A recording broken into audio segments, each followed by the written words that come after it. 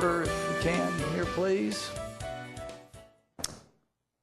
Hello, Councilmember Henson. Greetings.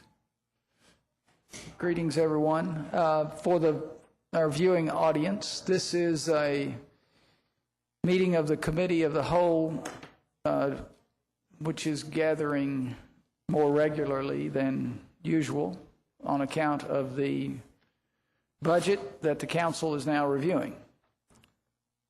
And the purpose of our meeting today is to hear reports from our Council links committees. And today's reports are from our General Services links and our Public Safety links. Councilmember Lane is the chair of the General Services link, and unless I'm missing something on the agenda, we're ready to go to that. Jerry, is Jerry here? I'm doing the right thing, right? Okay, thank you. Just want to make sure. Mr. Lane. Thank you, Vice Mayor. We have an overhead presentation today to go over the expenses and revenues for the General Services Committee. And I serve as the chair as a 12th District Council member. Cheryl Feigl and Doug Barton are on the committee with me, and Scott Seymour was the aide to the Link Committee. We can go to the next page, please.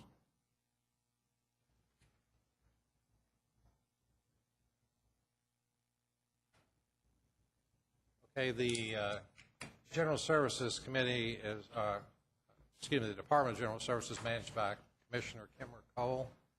And the General Services has two divisions. One is Parks and Recreation. The other is Facilities and Fleet Management. And both of these departments are being reorganized to improve their operating efficiencies. The proposed fiscal year annual budget for General Services is $30.92 million, and that is a 0.53, about $530,000 deduction in the budget spending for fiscal year 09 versus 08. And those expenditures are broken out as follows. The Commissioner's Office is spending $1.87 million. The Facilities and Fleet Management is budgeted at $10.4 million, and Parks and Recreation is at $18.65 million, for a total of $30.92 million. This is the second largest department in the Urban County government, with approximately 11% of the total expenditures in the general fund.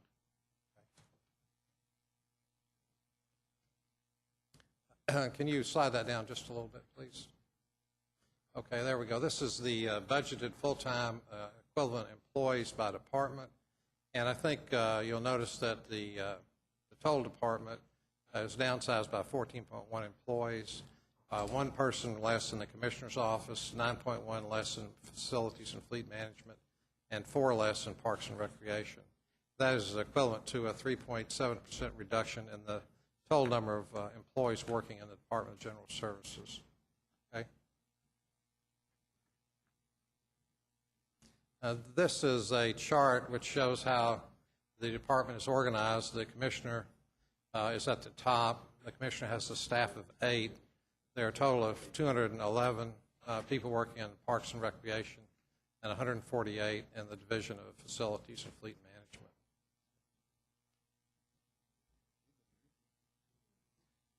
This shows the reorganization for the Department of, the Division of Parks and Recreation. And previously there were 5 divisions. Those have been restructured into 3 divisions. The Parks and Recreation is managed by Director Jerry Hancock.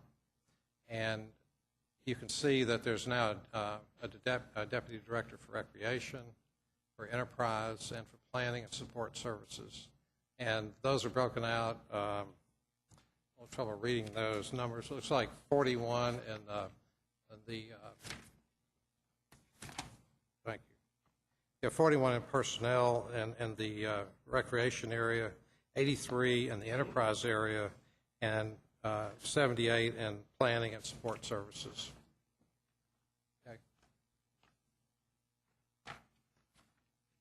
Okay, here's the operational sections after the reorganization are enterprise, and this department manages revenue-generating services like golf, aquatics, extended school program.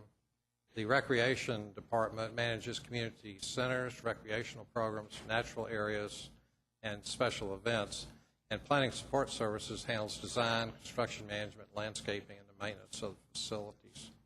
And one of our first recommendations is under this reorganization plan, which was recommended by the Master Plan for Parks and was been adopted by the department, is that we would retitle some of the employees at no change in compensation, just so that the job titles will be consistent with the new organizational plan.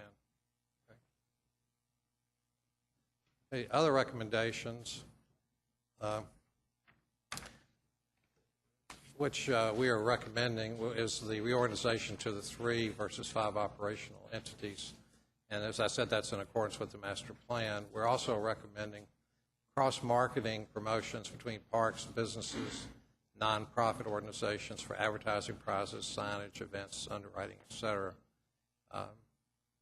And I think another important issue is, although we have tightened our budget this year, the Parks Department has maintained the same programming that it had in last fiscal year, so we have not cut the number of activities in the parks. This was part of the government strategy when we have a recessionary period, when people's budgets are tight, not to cut back free and less expensive events in our park system.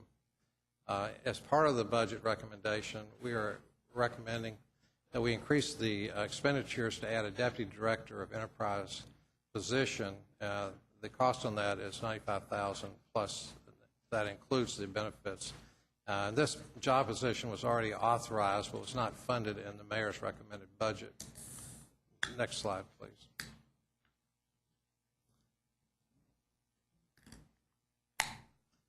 Okay, we're also recommending annual fee adjustments should be made by the Parks Management and approved by the Commissioner based on market conditions, and the revenue estimates that are based on the adjustments would be approved when the council approves the annual budget. At this time, we were suggesting that we revise the budgeted income levels for operations in the parks at the golf courses, and this was agreed to and recommended by the Parks Department. So what is going to happen is the revenue that's currently budgeted as income from the parks, for golf courses, it will increase $140,000 from $3.7 million to $3.84 million. And in Parks and Recreation, in the parks area, will go from $1.3 million to $1.41 million. Now, I think it's important to note that these increases are not actually increases in fees, but rather an increase in the estimate of the usage levels at the parks and the golf courses. And the head of the Parks Department is felt that these numbers are reasonable because we've got some preliminary estimates of usage in April, which shows that we're running ahead of what our forecast was for this year, and therefore we feel comfortable with these estimates for next year. This is an increase in 5% in the revenues from Parks and Recreation, and that'll be in our final recommendation. Okay, next sheet, please. Okay, this is the Facilities and Fleet Management, and it's divided up into 3 departments also. In the building maintenance and construction, there are 79 personnel. The Deputy Director for Fleet Management has 41 personnel, and then the Supervisor for Security has 19.4 personnel. And there's an asset management team that reports to the Director of Facilities and Management, and this is going to provide additional services in the evaluation and analysis of our properties and our operations. Okay. Next, please.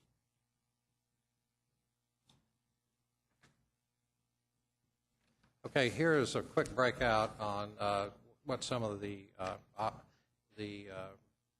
operations after the reorganization of the department. This reorganization was structured in fiscal year 09. It's been going through sort of an ongoing process. But anyway, the fleet manages services, repairs of all vehicles. Facilities manages, cleans, renovates, and operates all of our real estate property. Security inspects and secures real property facilities and controls access into the government center and the Phoenix building. And then the asset managers are staff positions that evaluate the properties. They manage uses, leasing, rents, disposal of surplus property, contracts, and the acquisition of properties. And all these are in the budget for the fiscal year 10, so there's no changes there.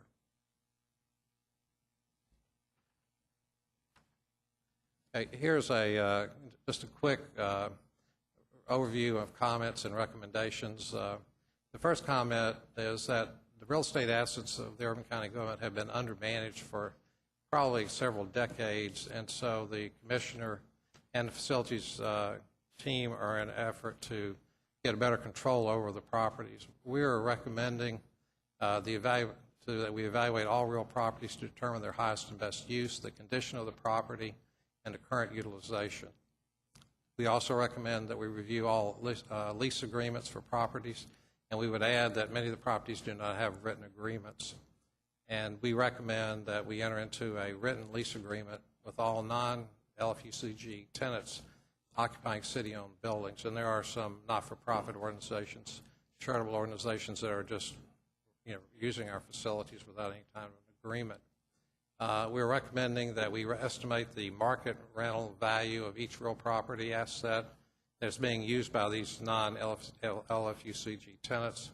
And then further, we recommend that we allocate, by using cost accounting, the operating expenses applicable to each real estate property. That would include utilities, repairs, maintenance, security, all the other various expenses. And one of the things that I found out is, and our Links Committee found out, is that many of the billings are consolidated for utilities, and so we're not really able at this time to adequately estimate the cost per property. Okay.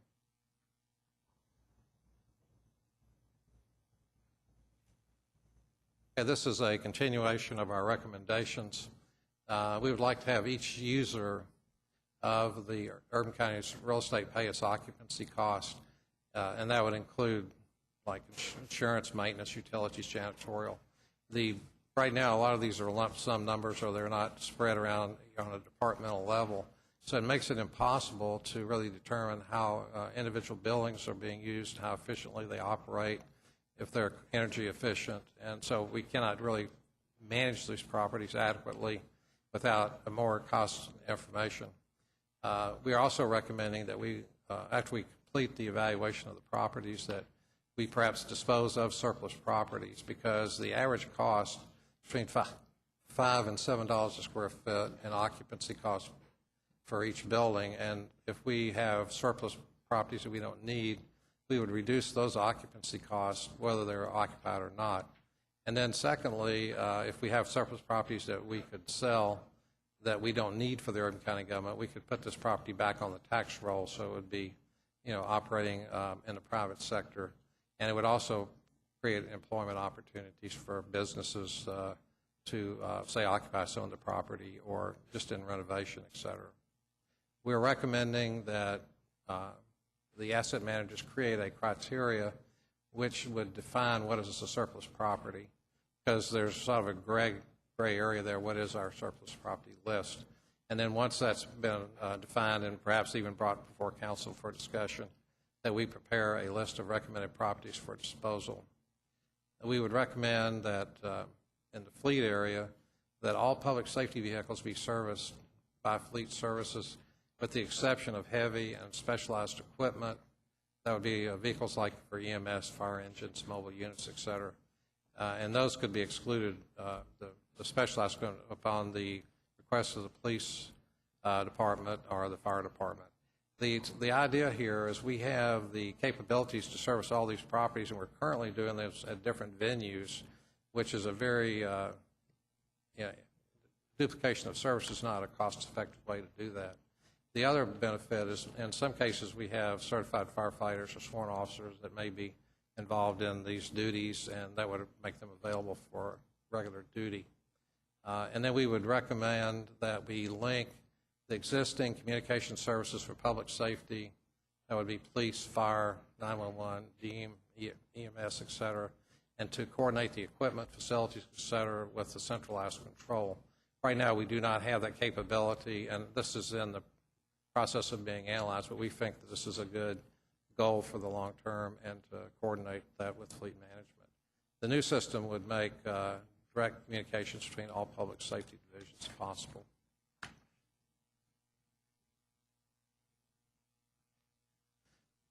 We would also recommend that we centralize accounting for all fleet maintenance and fleet operating costs so that the maintenance and operating efficiencies can be evaluated and analyzed by managers.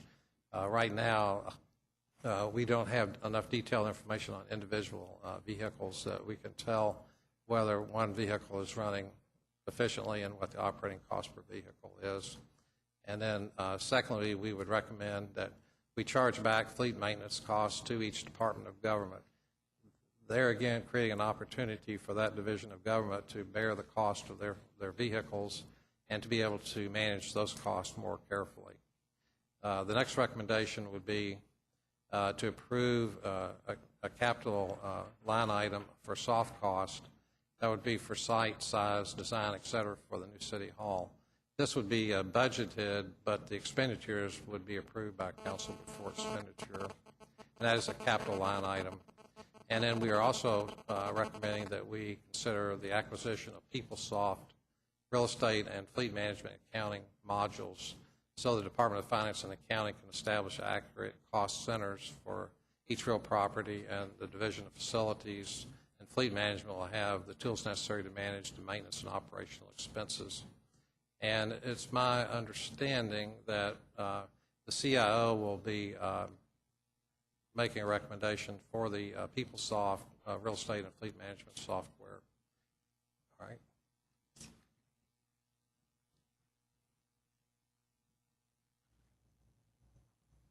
Okay, we don't need that sheet. That's I think that probably the end. We have the summary sheets that will go and see if we can get those up on the screen. Okay.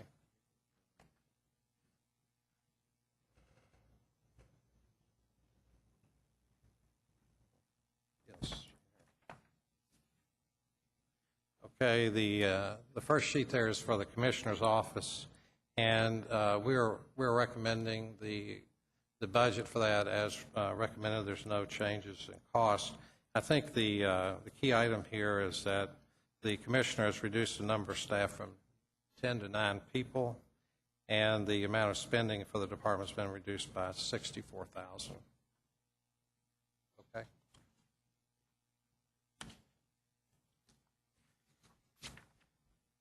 Okay, for the Department Division of Facilities and Fleet Management, we're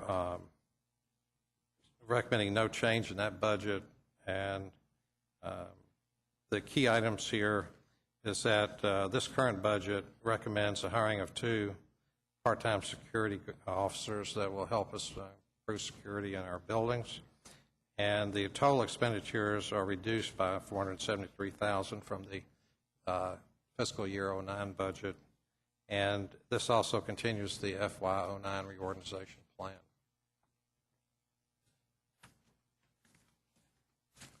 And then our last sheet here is the Division of Parks and Recreation, and in this particular case, if you look down at the bottom, you'll notice that we're showing the addition of a Deputy Director for Enterprise and to add back security for the Gainesway Center.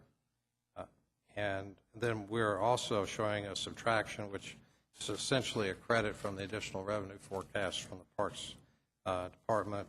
So the net cost for Parks would decline by $117,300.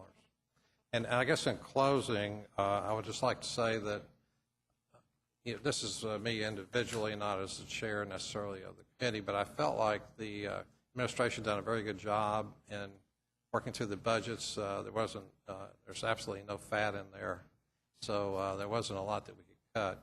But I do think that, in closing, that the recommendation in particular, if we could get the real estate module for PeopleSoft so we could start implementing that over the next year, that we get a substantial payback on that software by having better operation and better cost effectiveness in our operations. And I guess we're open to questions. And I might say, Councilmember Feigl or Councilmember Martin, if you'd like to add some comments now, feel free to have. Would you like to say anything? No, I would just add to Councilmember Lane's comments that I think that the administration had really cut out about everything that could be cut. And so our job became very easy after that. But we feel like this is a good budget. We feel like the organizational changes that have been included in this budget are very good and will contribute toward efficiency and cost effectiveness. And so we feel like this is the best budget that we can get this year. I just want to thank Councilmember Lane for his thoughtful leadership on the General Services Link Committee. It's great to have numbers people around, and his financial expertise is a terrific asset to the council. I also want to thank Commissioner Cole, who patiently walked us through the operations of her department and the various pieces. And I'm very impressed that she's developing procedures for tracking and managing real estate in a professional and business-like manner, likely for the first time in the city's history. And so we really don't know what we own, and so it's going to be really an important step, and it's a very substantial amount of work to try to get that information captured. The General Services budget request fell within the fiscally prudent limitations on the mayor's budget, and I, for one, appreciate the program and personnel sacrifices that were made to make this possible. I mean, it's a lean budget, and it's to cut that much out from last year is a significant amount of belt tightening. But those are the times that we're in, and I think they have done a terrific job in making that happen. Thank you, Mr. right. Martin. Okay, No, I was just going to acknowledge Mr. Beard and Mr. Oh. I didn't see you, Chuck. So Beard, Ellinger, and then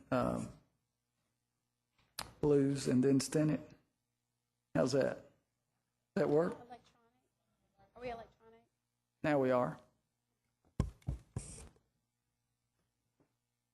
I guess I'm acknowledged at this point.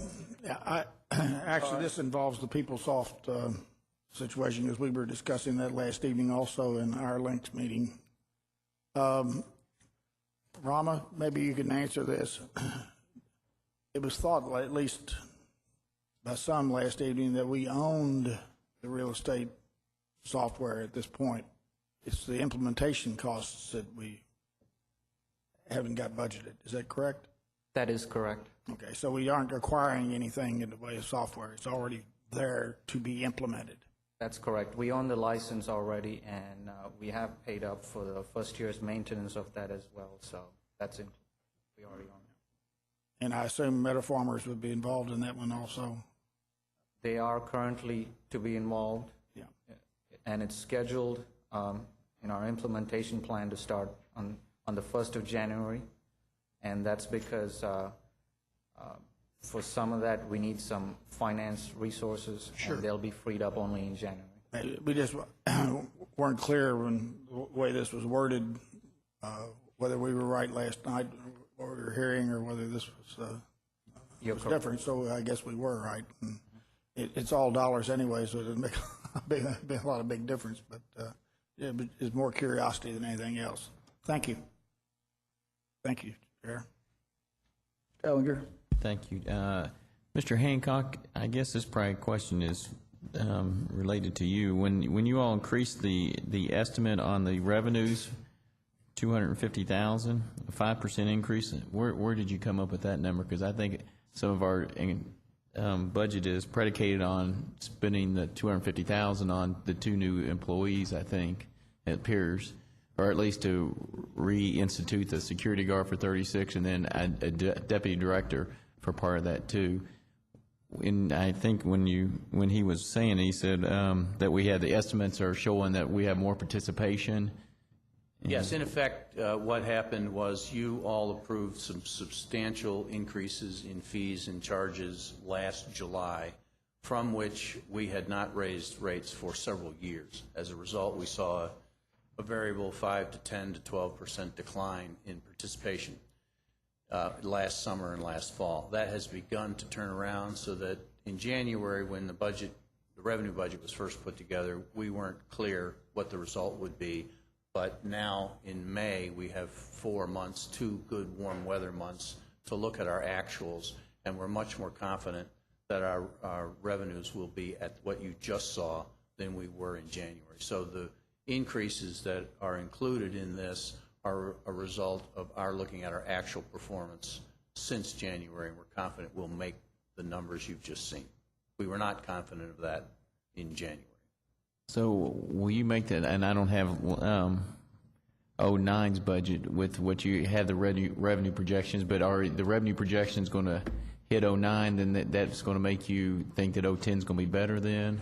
Yes, our 09 fiscal year through June 30 revenues will be above what we forecast for 09 as well, and that gives us additional confidence that in year 10 they'll be higher still. Okay, thank you. Mr. Blues. This is, my comment is not, it's not directed to the link here, but is connected to Councilmember Lane's report, because the general government link took up the requests from the CIO, IT, computer services, and it's a fairly complex and an extensive proposition. They include the 2 modules that Councilmember Lane referred to, the real estate management one and the fleet management one, and then there would be 2 others. There's also connected to that a proposal to create a new division of government called the Division of Enterprise Solution. The link received a proposal on that 3 days ago, and we have that report. We're not at all certain about the full price of the modules, of personnel costs, of maintenance costs, what all we own and what we don't own. In effect, Vice Mayor, we think we have more on our hands here than what a link can report out, and we're hesitant to make a recommendation on from a link committee to the full council on the creation of a new division of government. And so what we would request would be a presentation by IT on all of these PeopleSoft issues, so that both the link and the council can have a more comprehensive and complete and specific picture of the long-term master plan of, software issues of personnel. So that would be our request to have that session. Hopefully we can schedule it conveniently that could better inform us on these issues. And perhaps Councilmember Myers and Councilmember Beard would want to add comment on that. Mr. Beard. Well, just that it's a, no pun intended, but it is a big enterprise in and of itself. And to handle it at the link level without the rest of the council being involved, we don't feel comfortable. We think that the rest of the folks, you all need to be in the middle of this also, because it changes the ball game significantly, and it'll change it. Obviously, once it's done, we're going to be seeing it each year and probably expanding. So we all, of course, support and came up with the thoughts that we would like an opportunity to let this be presented to all of us and everybody get a feel for just exactly where we are and where we want to go. Mr. Lane, yeah. You're referring to the Enterprise Department that's in the Parks Division? Okay, well, that was actually part of the master plan for the parks, and that was presented. Are you talking about a new division, or are you talking about in the Parks Department? No, it's totally a new division in IT, or involved in IT, under Rama. Okay. All right. Okay, well, we have an Nothing enterprise. specifically All right. with parks, nothing specifically with your link, actually.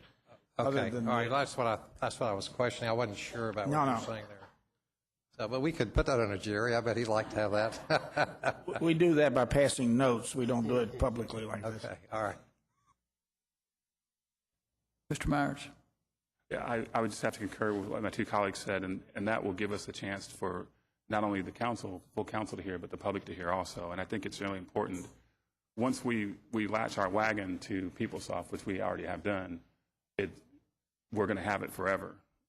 And so if we can get sort of a 30,000-foot view of the final end game, what's going to be there, and what that does in terms of value for the citizen and for our government, I think that's the opportunity that we have if we have Rama come in and present. And we fully support what he's doing, but we want to get all the information out there. So procedurally, what does this need? Anything? Any action? Procedurally, I think we can still do our report out on the 26th. I think it would be very helpful to us as a link and to the council as a committee as a whole to have a presentation between now and then, if we can schedule it. Between now and the 26th, right? Between now and the 26th, yeah. Well, I know next week is a difficult week. today's the 14th. All right. Why don't you get with the council administrator and see what's the sense of the council? We want to schedule it now while we're all here. We agree that we need to do this. I don't see any nays, so I hear might as well. So this is the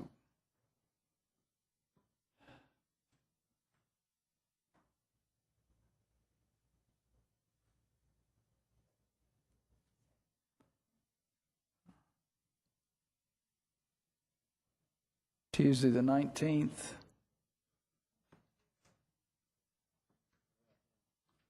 Oh, that's right. Yep, we're out of town on the 19th.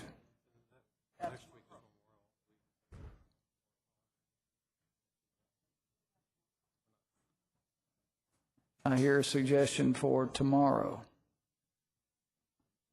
That's the... Yeah, Mr. Myers. Yes, sir. Rama, could you come up to the mic for just a second? The big number for the personnel's there already, right? That's correct. Placeholder for the personnel's there. So we don't necessarily need to decide this now, right? Are you talking about the Division of Enterprise Solutions or funding the modules for real estate management? Both, really. The funding for the division is already there from, it's mostly existing personnel Right. and cost cuts that we have incurred and moved into that division. So the other one is not in place in terms of the capital cost for the implementation. But in terms of the budget process, do we need to determine that capital cost now, or can we do that a couple of weeks from now and still get? If you can add it as a late item, I have to probably ask if Bill O'Mara is here. Just a Yeah. So there's no rush to get this meeting by the 26th. That's what I'm.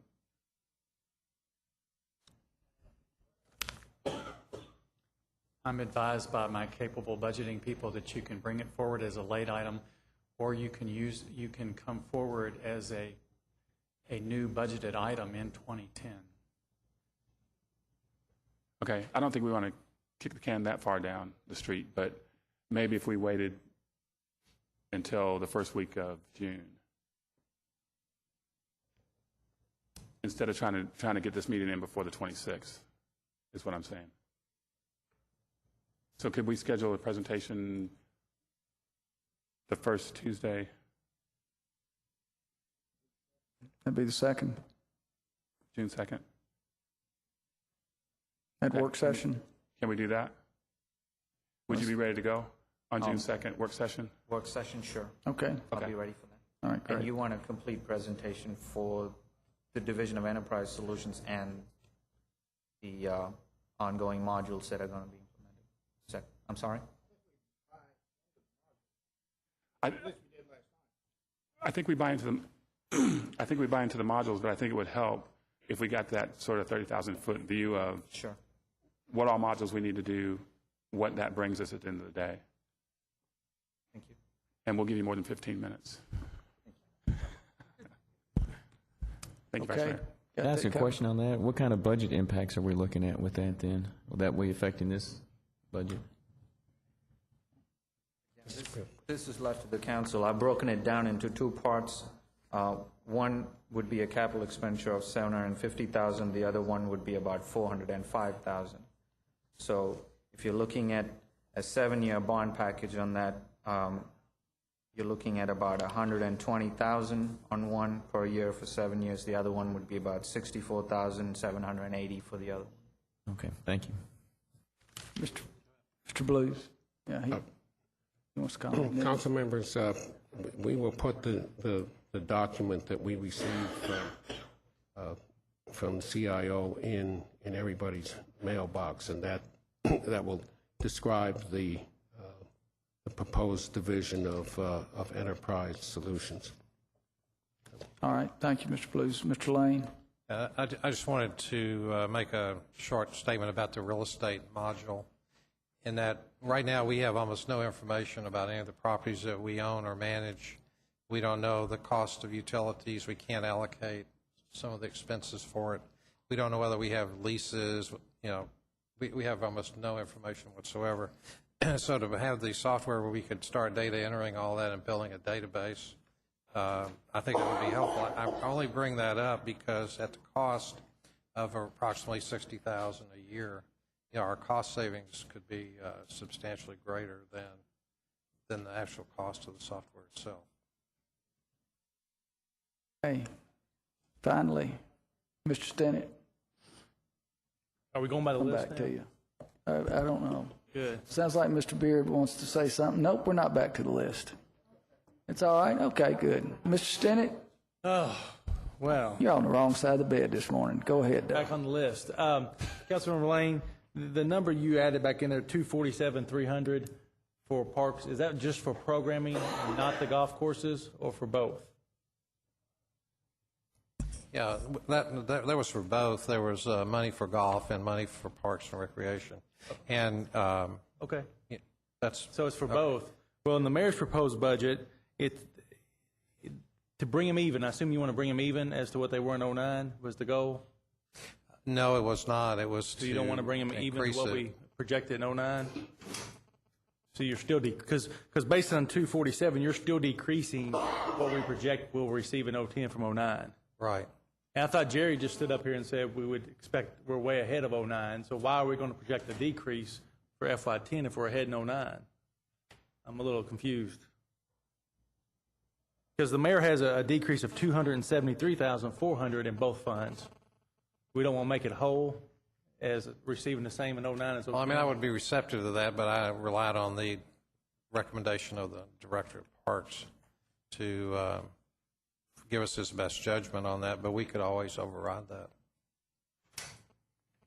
And while they're looking for that, the other question was on the fleet management division that we created through last year's budget, how many of those positions are vacant? Do we know that? I know the director is vacant. Right. We have, I think, just one position that is vacant. Well, there were 7 we've added in the budget, and You might want to ask Kimra to address that. She's probably talking about the revenues right now. But I know the position of the manager of fleet facilities is an open position. They're recruiting for at this time. So if anybody's in property management and interested, it'd be a good idea to. We wanted to get an idea of the number of jobs that are open in fleets and facility management division. vacant positions that we added in last year's budget, new positions, how many of those have we filled to date? I was going to laugh too, but I didn't want to do it. Can you tell us, because my concern is we put money in personnel costs for those, so where is that money at? That lapsed. Is it still there?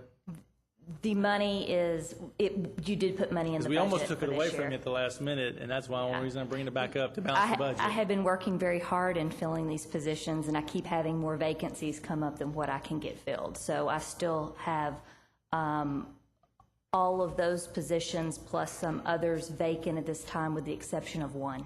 Okay, so all 7 that we added are still... We filled one of them. I have made offers on others, but... Okay. I know you have one out for, closes Friday. I have one that closes Friday. I have 2 that closed a week and a half ago. We're working still on it. open. I did hold up when the revenues were going down. I did hold them for some period of time because I didn't want to hire new positions and then turn around and be in a financial situation where we couldn't fund them. Okay. Kimra, I know this sounds a little bit bizarre maybe to say this, but could you list or mention the 7 positions that you have open now? Because, we are in a down market, and there's probably some people out there that know somebody might be interested in a job. I think it'd be helpful just to mention what those jobs are. And I can get a list and run through them, but we do have one that is posted right now. It comes down tomorrow, so if you have the qualifications, please get online and take a look at it. But it is for the director of the division, for the Director of Facilities and Fleet Management.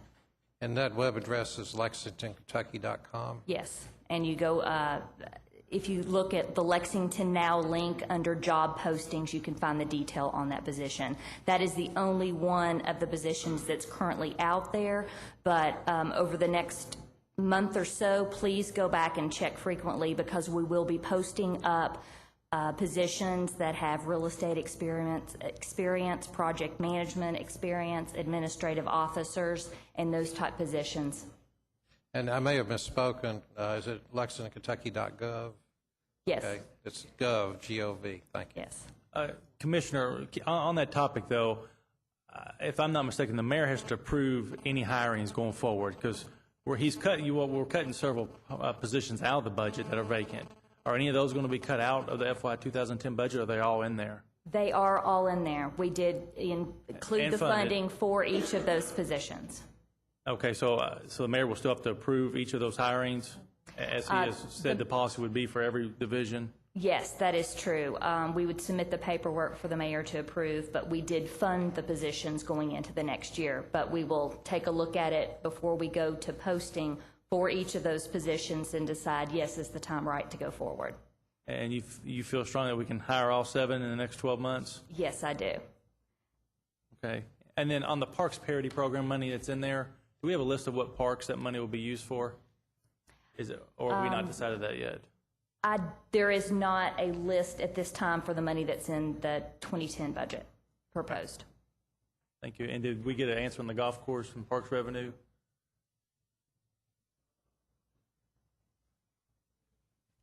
Unfortunately, I don't have the answer to your question, but I'll tell you what I do have. What I'm looking at is page 4 from the mayor's proposed budget packet, which you, Councilman Stinnett, correctly pointed out, had some anomalies in it. For instance, under program collections for parks, that's all of our programming, recreation stuff, the 2010 estimate was 796, and that clearly is a number that's too low. We've revised that you will presumably see. That number will become 883,000, so I'm increasing that by about $85,000. And I'm increasing as well the swimming pool collection number from 520,000 to 540,000 under the column that says FY 2010 estimate. The golf number that you specifically asked for, we showed at $3,685,000. That's a $47,000 increase from the FY09 projected. The FY09 projected, as you know, was probably put together in January of 08 before the increases, after which we saw a 10 or 12% decline. So comparing our FY10 forecast with the 09 forecast ignores the fact that we had a substantial increase and a drop in activity and play last summer.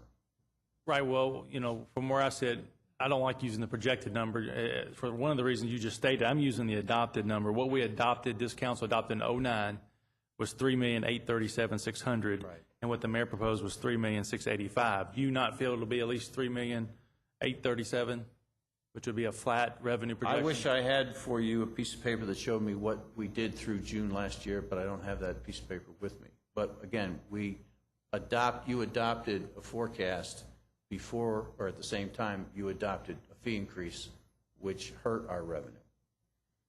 Those two things were simultaneous and they impacted one another. But I'd be happy to share with all of you what our new June 08 through April 09 and projected 09 golf numbers are. I don't have them with me, and I apologize. Well, if you could do that for the parks programming and the golf, and just, Okay. I mean, I'll do it for all four of those categories, for all of you, before tomorrow. It's easy. We have it. I just don't happen to have it with me. thank you. Thank you, Chair. Councilmember James. Thank you, Vice Mayor. I'm not sure who is to answer my question. It has to do with the increases, so maybe Jerry, it might be you. You mentioned a number of 520 and 540, I think parks, or pool revenue, over here. Yes, pool revenue will be higher than last year.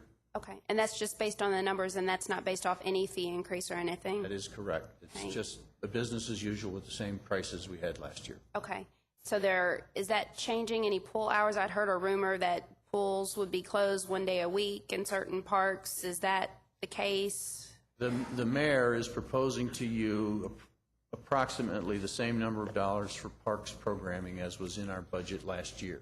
If that passes, we will be open, all of the pools will be open 7 days a week, as will our other facilities. We will provide the same level of programming. There have been any number of scenarios that brought us to where we are today, as you all know, and we looked at the idea of closing golf courses on Mondays or pools on Mondays or closing smaller pools. None of those things have had to be put in place. So if you approve the budgets that's in front of you, we'll have the same facilities, the same days, and same hours as last year. Great, and with that, one of the recommendations that was in the links, and this might be a link question, I can talk to Councilmember Lane if it is, there was something about retitling current employees. How does that work? If you have, is everybody a clear-cut change of name, or are there any positions where you could have a couple of people vying for the same position? What we're proposing and what the Links Committee is recommending is adding, or essentially funding, a vacant enterprise superintendent position and retitling that and retitling another superintendent position. And we're going to mix the portfolios of what reports to those three individuals. Other parts of the master plan organizational recommendation include combining some positions, eliminating some positions, creating other positions. We're not bringing that forward to you today. What I'm asking is that an existing unfunded position be funded, allow me to move some reporting relationships around, and then retitling those three positions accordingly. Okay. The difficult, longer-term process in parks will come to you later after more review. Do any of what you are bringing forward in this budget have to do with extreme sports? No. Okay. Except that that person would then report to a different titled person. Okay. Thank you, Jerry. That is not going to happen now. Okay. I also had another question related to fleet, and this might be, Kimra, it might be for you, I'm not sure. But last year we did some major things with selling a lot of our fleet vehicles at auction, and I was just wondering, kind of a report out of how that's going with, you know, folks turning in gas mileage and such, and, or, yeah, I guess mileage versus the fleet expense, and if you have any idea of whether that was a productive move for us or not. I would suggest to you that it was productive. We've had very few complaints, and we have had very few people request for personal mileage reimbursement to use their own vehicles. I think what we've seen is more sharing of the vehicles that are out there. Okay. We were in a Lynx meeting earlier today and found out that we had a commissioner that's no longer with us that evidently had not shared that some of the employees could do the mileage reimbursement. So for a full year, you've had employees that have not been claiming mileage that now realize that they can. Do you think this is a common miscommunication within government, and that could maybe explain why the numbers are low? I'm not sure how to respond to that. It wasn't a new policy that we put in place. It was something that was already available for employees. We just promoted the use of it versus having additional fleet vehicles sitting and not being fully utilized. Right, and I'm not suggesting that it was new, but it was one that they would have had to have tapped into if they were used to using a pool vehicle that they never would have had utilization for previously. So can we do something? Can I suggest that we make sure that all commissioners and directors speak with their employees and notify them that that mileage reimbursement is available to them? I don't want employees to feel downtrodden by the fact they're using their own vehicles and not know that there's opportunity for the reimbursement. Yes, we'll be glad to do that. Okay, thank you. Oh, and Kimra, before you leave, one of the expenses was for a security guard. Have we, within the budget, is there something for some kind of security gates at the front door or anything? I know we've talked a little bit about that being a possibility. Is there anything in the budget this year for that? That was actually in the 2009 budget, so we're in the process of purchasing some additional security devices at this time. Will that be up and running by July 1? We are hopeful that the installation of most all of those will happen while the council is on break. Okay. And then the additional security dollars that you see in there will help to man some of those devices. Okay, great. Thank you. Thank you, Vice Mayor. Councilmember Beard. Thank you, Vice Mayor. Camera. Exercise time, back and forth. You know, and this is not the first time I've heard this, that we don't know what real estate we own. We don't know anything about our real estate. We don't know anything about our leases.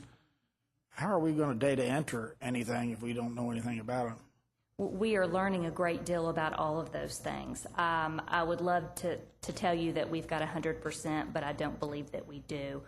Had two folks that have spent the majority of their time since July putting together all that information. They've been doing the research at a grassroots level as well as through PVA office, county clerk, risk management, accounting, accumulating.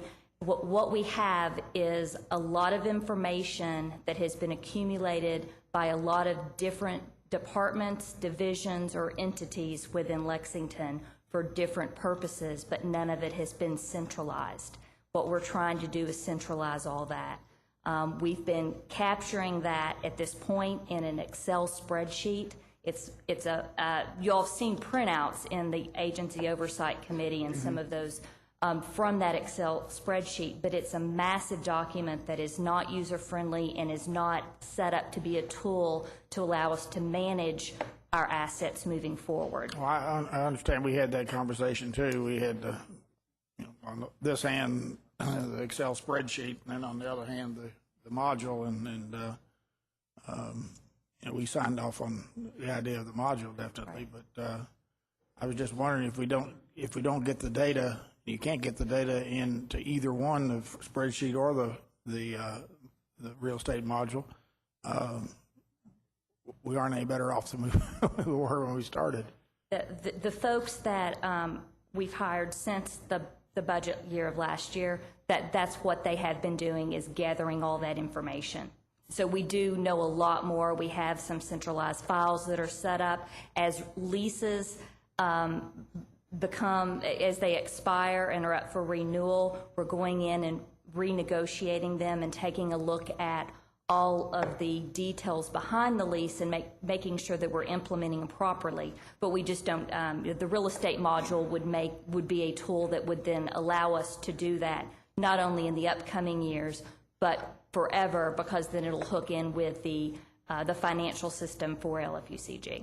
Just a matter of curiosity, where does the original lease and/or deed reside at this point, and where should it reside?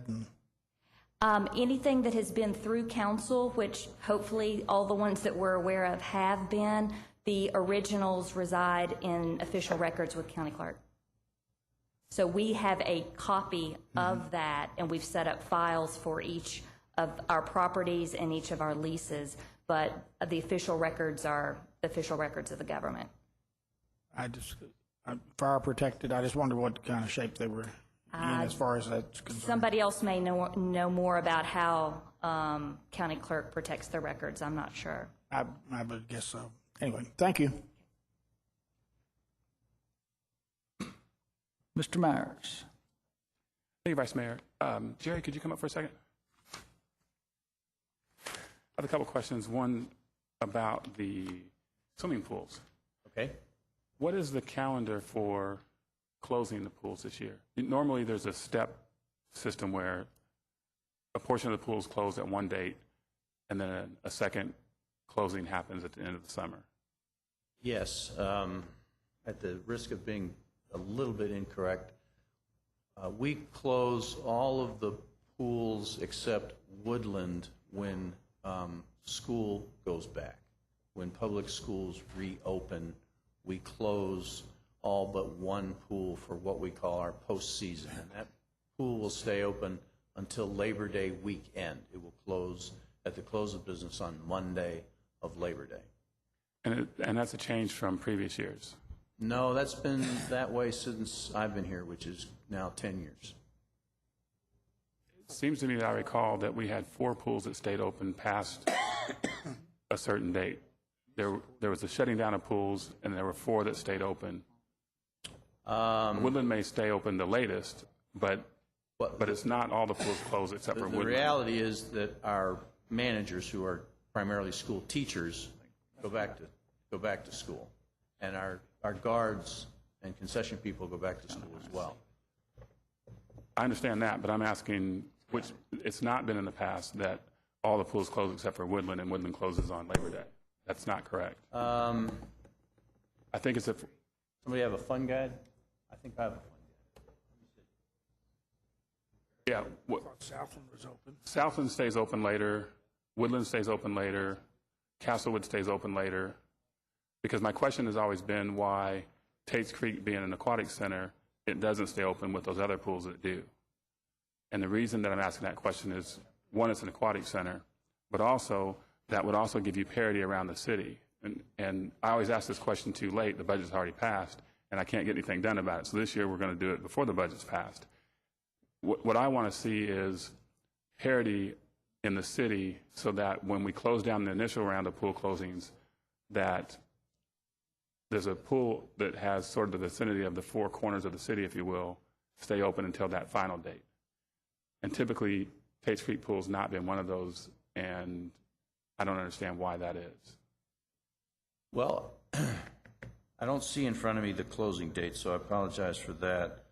Our aquatic centers are at Woodland, Castlewood, and Tate's Creek is considered an aquatic center as well. Right. And Southland. And Southland, yes, I'm sorry.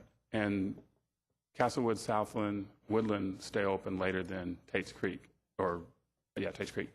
And so what I want to do is Yeah, I'm change sorry, that I don't so see the that- closing dates on here. I apologize for that. I should remember that well, but I don't. And I'll just have to send something to you to tell you exactly what the closing dates are. But I know that we keep Woodland open as the postseason pool because it's in the center of the city, and we keep that open until Labor Day. And I believe in the past it's been Castlewood and Southland, is it?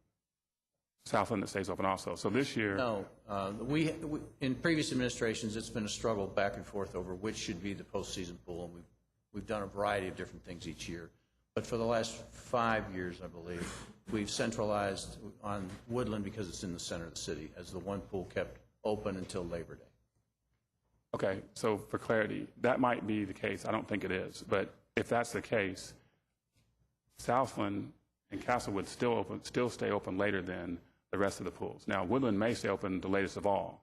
Yes, but it those does. other two do stay open later than the rest of the pools. What I want to do this year is add Tate's Creek Pool to that list. If you only keep the central pool open to the very end, I understand that. But if you're going to if there's a staging of the closings where Southland and Castlewood stay open because they're aquatic centers, what I want to do is ensure that Tate's Creek as an aquatic center and as the only pool on that side of town, it stays open along with those other three. I can assure you that if we were to keep pools open after we close the neighborhood pools, that it would be one of those. But there's a significant cost to us to do that. I understand that. As well as a terrific inconvenience of not having the guards and the school teachers to manage them and keep them open. I understand the inconvenience, but I'm looking out for the citizens. And in the Okay. past, you've had those other Well, two the pools point is, if open. you can't find guards, you can't have a swimming pool open. If they're all going to band practice and football practice and all the rest of that, they're not available to work. Okay. I don't cut you off when you speak, and I appreciate it if you don't cut me off when I speak. I'm sorry. What I'm saying is, as a policy change, I want Tate's Creek to stay open with Castlewood and Southland this year and years moving forward. So if I need to bring a motion to do that, then I can do that. If you want to wait and get the information on what you intend to do this year, that's okay too. But what I'm saying as a policymaker, that's the policy change I want to see happen. Okay, so I'm not telling you that's what we're going to do. I'm saying to you, what is your plan? The previous plan has been that the three of those aquatic centers stay open later. That's a fact. And so I want you to do that research and bring that back. Do that. And then what I'm saying secondarily is that this year, I want Tate's Creek to stay open along with Castlewood and Southland. So when you bring that information back at the next work session or whenever we do the next round, I want you to bring back the information on what's going to cost to keep Tate's Creek open. I'll do that. Thank you. The second question I have for you is, if we pass this the way that this is set up, does this usher in the organizational change that you asked for in your park master plan? No, only the highest level of it, those three positions that report to me. This whole thing has to do with the position of the superintendent of enterprise, position that I held for 8 years before I became the director. That position has not been filled in the last 2 years, and as a result, golf and aquatics and concessions and rentals are reporting to me. I'm asking, as a result of the master plan presentation, which came late in February, after the budget was largely put together, that we consider funding that position so those 4 functions can report to someone else to give me some relief, as well as to give better attention to those 4 functions. So I'm really asking that an existing but vacant position, unfunded in 2009 and in the mayor's proposed budget for 2010 is unfunded, that it be added. That's the one single piece I'm asking for. Okay, thank you for that clarification. Thank you, Vice Mayor. Councilmember James. Hey, Jerry, don't go too far. The position that you just talked about, the one that wrote a report to you, it's vacant. Is someone acting in that position at this time? No. Okay. And I have a question that has to do with, this is probably Kimra or the chair of the committee, the Links Committee. Under the recommendation related to the user of each LFUCG real estate to pay occupancy cost. Can you tell me, would that count for like the neighborhood shelters and such? Was that included in that? I think the best example that just came up, I believe the Family Health Center, which the University of Kentucky is operating in conjunction with their county government. There was an article in the paper saying something about we were breaking even over there, and then it had an additional item saying, however, that doesn't include the cost of the real estate. And I think there's about $300,000 a year. So what we're trying to do is define what those costs are on a building-by-building basis so we can allocate the costs there. And then we would know exactly what the cost of each facility is for operational expenses. So that's what we're doing. It doesn't mean that we necessarily are going to charge somebody because we're already paying those bills, but it would mean that we would know how much we're paying in support of one of our operations, or if we're giving free space to somebody. So it does include the neighborhood associations utilizing the government buildings and parks? Would you restate that, please? That does include, that assessment would include the neighborhood associations, say, for example, in Douglas Park, in Marlboro Park, and right. such? Any property that we own, we would try to break out the operating cost on a property-by-property basis so that we would know what our costs are on a property. That way, if some organization is occupying that building, then we would know if we're giving them free rent and we're paying maintenance and repairs, what those costs are and what our contribution to that organization is. Right now, it's all in just a big pie, and we don't know, who's getting what, and we can't allocate those costs effectively. Is there an intention that if it's so found that the neighborhood associations in a financial way are not contributing the amount that the occupancy cost would be, that they would then have to pay that expense? That's not the intent here. The intent is you can't manage the cost of operating a building or a car unless you know what those costs are. And so if we don't have the accounting that tell us what it is, then we don't know whether this building, suppose there's a water leak in the building and it's costing us $1,000 a month for water when it should be $50. Well, we don't even know whether we got a leak over there or not. So you can't manage property unless you know what the costs are. That's essentially where the starter is. Now, it would be up to the council to decide, how much we want to spend, and that would be some future decision. But that's not the intention here. The intention is just get the costs so we can manage better. Okay. Commissioner, did you want to say something? I saw you come into the mic on that. I agree with what he said. It doesn't mean that we have to charge that, but we would know what is it costing us to operate that facility. It would be up to this body to determine then what did we charge, if anything. Okay. Thank you. Thanks. I don't see anybody else showing up on the monitor. Anybody else have any comments? Hearing none. We're ready to move on to the second item on our agenda, which is the links report from Public Safety. Councilmember Crosby. Thank you, Chair. Vice Mayor. Well, first, before I get started, I would like to thank Councilmember Stinnett and Councilmember McCord for serving on this link. We had to meet a lot, not only with the different divisions within public safety, but we had to meet also quite a bit outside of our regularly scheduled links meetings to discuss different things that came up along the way. And so I really appreciate all of their help. It was really nice to have the chairman of the Budget and Finance Committee on our link because he's like a walking ledger. He can pretty much cite anything from the budget. So Kevin, thank you for all your insight on everything. And I'm sure you'll see we'll be putting the recommendations, our report out up, and I'll be making comments as we go along. And so I'll try to go slow because a lot of my comments will be of interest to you all as we go through this. I'll also just ask that Kevin and Jay please chime in wherever you feel like appropriate. As you can imagine, with the three of us, all who like to talk quite a bit, we gave a lot of input, and so I would appreciate it any time if they have any comments to make that they just join in. That may come during the Q&A more so than now, but again, if you all feel like it's appropriate, please chime in. We're going to go ahead if we can go to the first, or I guess the second page. That might be kind of hard to read, but you all have copies in front of you.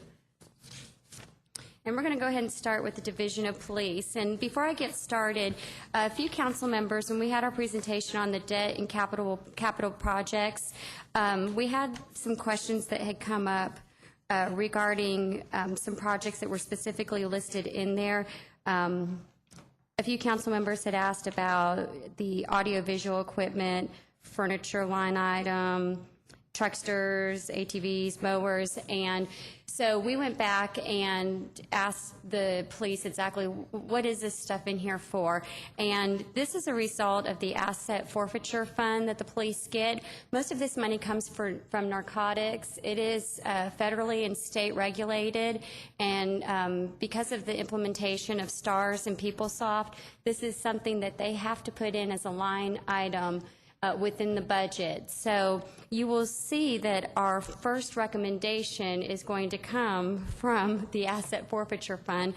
We would like to propose that the police purchase 6 radar trailers for use by council districts.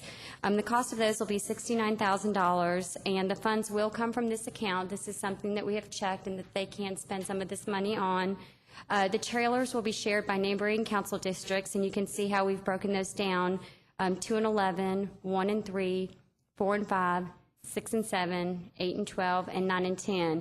We tried to break down these council districts geographically and make it convenient for one, moving the actual radar trailer around, and two, as you all know right now, with the one that's available to us for use with 12 different districts all vying for the one that we can share, it just doesn't seem to be enough. The cost of these trailers individually are $11,500. Just kind of going along with the Division of Police, they have an authorized strength of 595.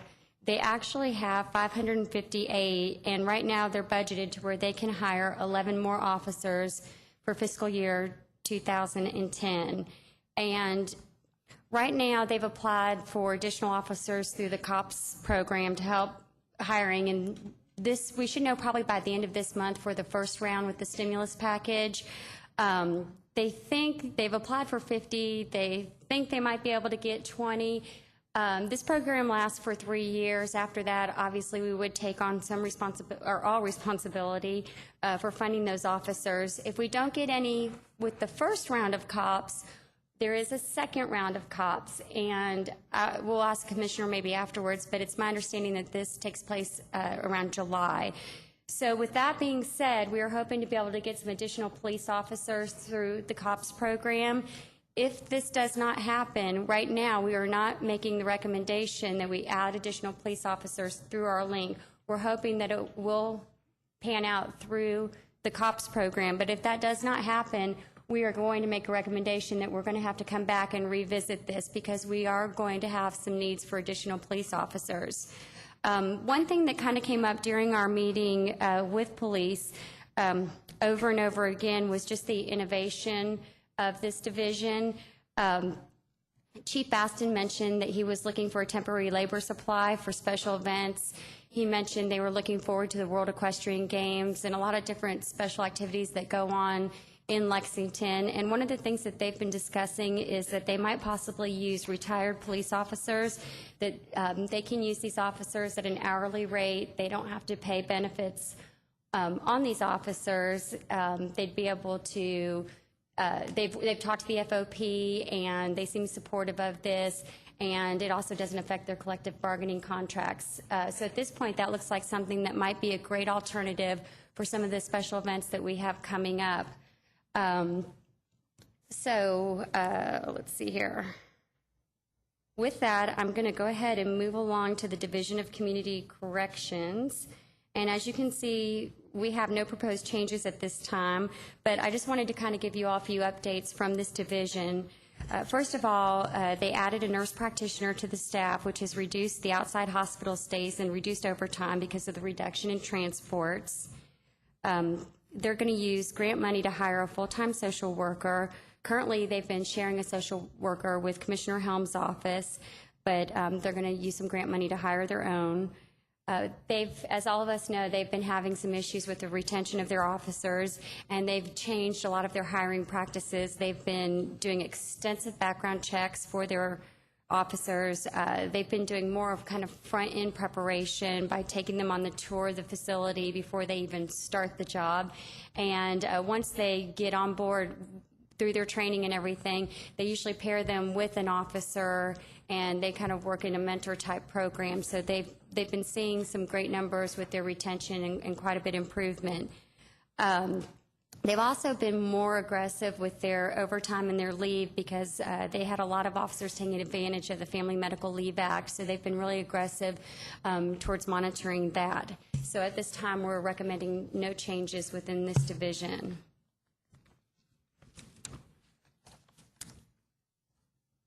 Moving on to the Division of Enhanced 911.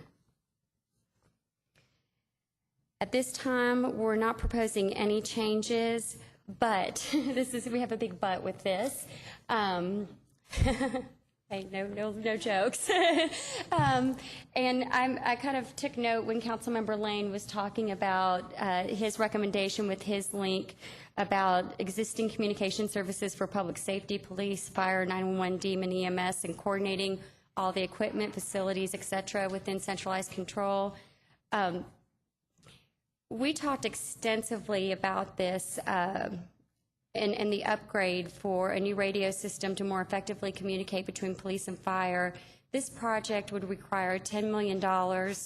The breakdown is basically $300,000 for radios, and the rest is for 3 to 6 towers. And then we would need an additional $2 to $3 million in 3 years, so I guess about 3 years.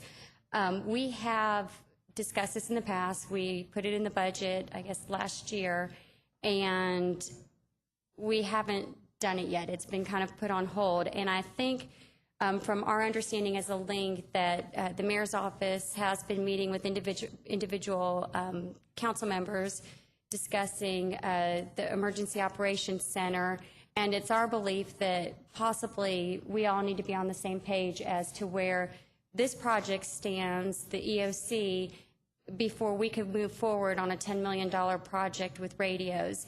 And so as far as us adding this into the budget at this juncture, we're not making that recommendation, but we are in a very short order of time asking that the administration meet with us and we determine what we're going to do with the EOC, because obviously if we're going to be moving with that in the next 2 to 3 years, it may not make the best financial sense for us to spend $10 million this fiscal year for something that perhaps we would have to spend another few $1 million on moving once we do have the EOC up and running. And also by that time, the technology perhaps could change, and we might have to be looking at another few $1 million even for an upgrade at that point. So this is absolutely a huge need.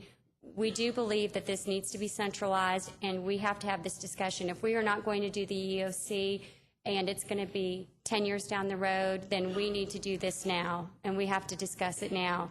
But we have gotten really no guidance from the administration about the timeline, and we, in fact, just found out Monday that they were meeting with several different council members, but we had not really been involved in those discussions. So I guess I see Commissioner Bennett in the room, maybe we could all try to have a meeting and get on the same page, and then we'd be able to make a formal recommendation as a whole on that. So with that being said, we'll move on to the Division of Emergency Management, and really the only thing that I want to bring to your attention with DEEM is that they had a part-time CSEPP coordinator that was left out of the budget, and that's going to be added back in as a late item addition. And this is 100% grant funded, so you'll notice that there's nothing there as far as any monetary value, just because it is 100% grant funded. She asked for 3 more people as their staffing levels are down to 1989 staffing levels. She said she'd be happy with 1 person. But we just felt like right now we couldn't make any changes with staffing within that division. We were hoping that maybe there could be some, as we've heard in other divisions, where just for example, like Commissioner Helms' division is where they're utilizing social workers to help out in other areas, that perhaps she might be able to talk to some other divisions, and maybe we might be able to get some people cross-trained to help her out in that area. Moving on, we're to the Division of Fire and Emergency Services. And I really want to thank our Division in Fire and Emergency Services. We probably met with them the most and probably had the most extensive discussions with them regarding their budget. And before I get into what I think is on everybody's minds with some of the overtime issues and some of the positions, we do need to propose that we add back 2 contract items into the budget. The first one is $100,000 for personnel protective equipment. That is a collective bargaining contract item, so we need to add that back in. The second item is $35,000 for college scholarship reimbursement. The other one is that we propose to continue funding for the paramedic nurse. This is not a contract item, by the way, but this is to propose that we continue funding for the paramedic nurse coordinator for paramedic training and continuing education for $11,850. Her salary was cut in half due to the mayor's proposed budget. This was part of their 7.5 reduction plan, as they assumed they would not have a recruit class. And I'm going to talk a little bit more about a recruit class, but we're going to recommend that her salary stay the same. Now to the overtime issue. We're going to propose that a transfer of $1.28 million from the overtime fund be transferred to the regular personnel fund. This will allow for a recruit class of 15 to start July 6, 2009. And during this time, the department will continue to perform background checks, polygraphs, and psychological evaluations in order to start another recruit class of 23 to begin on August 31st, 2009. In order to meet the department's full staffing goal, they plan to suspend the paramedic requirement from the recruit academy. This will shorten the training from 44 weeks to 18 weeks. We're also requesting as a link that a quarterly report from the division regarding overtime and training be provided to this council. We're also proposing out of our link that the use of the unspent portion of the 2006 B bond issued for the construction of the Veterans Park Fire Station be used, that we have $60,000 for the design of the relocation of Station 2, and then also $125,000 go towards reducing the debt service for the FY10 general fund. This will free up $125,000 of general fund to use for other items. Everybody get all that? And then moving along, we'll go back to questions. Okay, did you want to save your question? Okay. We're going to move on to animal care and control. This budget was cut by 10% as they were listed under partner agencies, and they should have only been cut by 5%. Previously, they operated with 6 officers, and they were funded for an additional 6 officers in FY09. And their adjusted budget in FY10 requested to allow for 10 total officers. We're requesting that we keep their budget up to where they can have 10 officers as they were in FY09. Having 10 officers has proven it's reduced their response time from 97 minutes to 12 minutes. Their animal intake is up 13%. And just to give you an idea of their complaints that come in January of 09, they had 1,400 complaints. In February of 09, they had 1,300 complaints. And in March of 09, they had 1,500 complaints. We're proposing to add $110,180 back into the budget to continue funding for a minimum of 10 officers. Next, we're moving on to the Spay and Neuter Fund. In the FY10 projected budget, the mayor's proposed budget only lists $12,000, but it's projected that they'll get $32,000 This should be a neutral break-even report, break-even line item. So basically what we're doing, for example, in FY09, they projected that they would get $42,000, and they currently have collected $24,500 at this point. So our link has decided or has recommended that we should just get a quarterly report regarding the spay-neuter fund and just hope that this should break even. Last, we're going to move on to the Division of Code Enforcement. And I have to say, for the most part, this director was very pleased with his budget. Currently, he has 2 vacant positions, and he basically stated that he would be willing, if we could, to convert the code enforcement officer to a nuisance officer for cost savings of $6,010. And so we have requested that we add on 2 nuisance control officers. Our second, and that would be $93,800 for 2 nuisance control officers. We also are proposing that we add $11,100 to move this division into a more secure location within the Phoenix building. After talking with this divisional director, we determined that they're located on the first floor of the Phoenix building, and they run into a lot of issues with irate citizens, and they've also had issues with people coming in and being able to just freely go back to wherever they want in their office, go through files. They've been threatened, and it just makes sense that maybe they be moved to another floor. So for their safety and security, we are suggesting that they be moved up to another floor, and it's also our understanding that they've also talked to tenants on other floors who would love to be on the first floor because they deal with the public more in a more non-threatening division within government. So with that, I'll open the floor. It looks like we already have questions, so I will open the floor for questions, and probably Commissioner Bennett and maybe some of the fire people may be ready to come up to the mic because I'm sure they might have some questions. Thank you. Okay, we're showing Councilmember Gordon, then Blues, then Myers. Thank you, Vice Mayor. Thank you, Councilmember Crosby. My first question is about code enforcement. The $46,900 each for 2 nuisance control officers. Is that the total cost, including benefits? Yes, ma'am.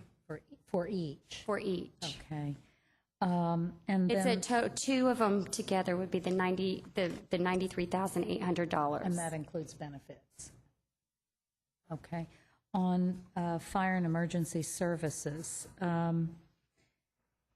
let's see. On the item, did I understand you to say that the link is recommending suspending paramedic training? Yes, we are. That was actually a recommendation by the fire chief, and I know that they are here, and if they want to come up and comment, but we basically received about 4, maybe 5 different recommendations from the Division of Fire, and trying to work with them to get them back up to where they need to be with staff, and also working within our budget, and that was the recommendation. The last recommendation that we got from them that they actually suggested. This was not something we created. It was their plan and what they could come up with within the budget. And so I don't know if Chief Hendricks might want to comment more on that, but Kevin, actually, I think Kevin has a comment too. Do you know legally, since there's an ordinance in place, would we just vote as a council? If that's our decision, would we vote to rescind the ordinance or to just put the ordinance temporarily on hold, or what? How would we? Well, I think we probably have to decide that as a body, and my guess is, I would hope that maybe we just put it on hold. Or is that a yes? I'm looking at the parliamentarian as I'm... Well, I was just going to say 2 things. One, I don't think we said not to do paramedic training. Yeah. I think we said they can get on after they finish their fire, they can get on the apparatus and fill in 1 or 2 days a week, and Chief can clarify that. 'Cause I don't think we'd be in favor of suspending, I don't think we got the law opinion Yeah. yet either. The second thing is, the second class of 23, I think we want to try to put an emphasis on lateral transfers from other departments if we can, or the first class, whichever one you think we could get from other departments, so we don't have to go through the full-fledged training, and we can save some money and get them on the line faster too. But we were going to leave it up to Chief to work those lateral issues out. Actually, the recommendation that we made for the 15 and the 23 does not include the lateral entry, because this is a group that would be hired from the existing list. So the existing list has very few people who would qualify in a lateral entry capacity. There's only one paramedic, I believe, on that list. There's perhaps 5 or 6, I would guess, that perhaps may have some fire training. But again, those qualifications have not been, so I want to be sure and clarify that. It would be our intent to look diligently at the next hiring list to see what things could be utilized in a requirement before entry onto the list or being considered for qualifications as firefighters and paramedics.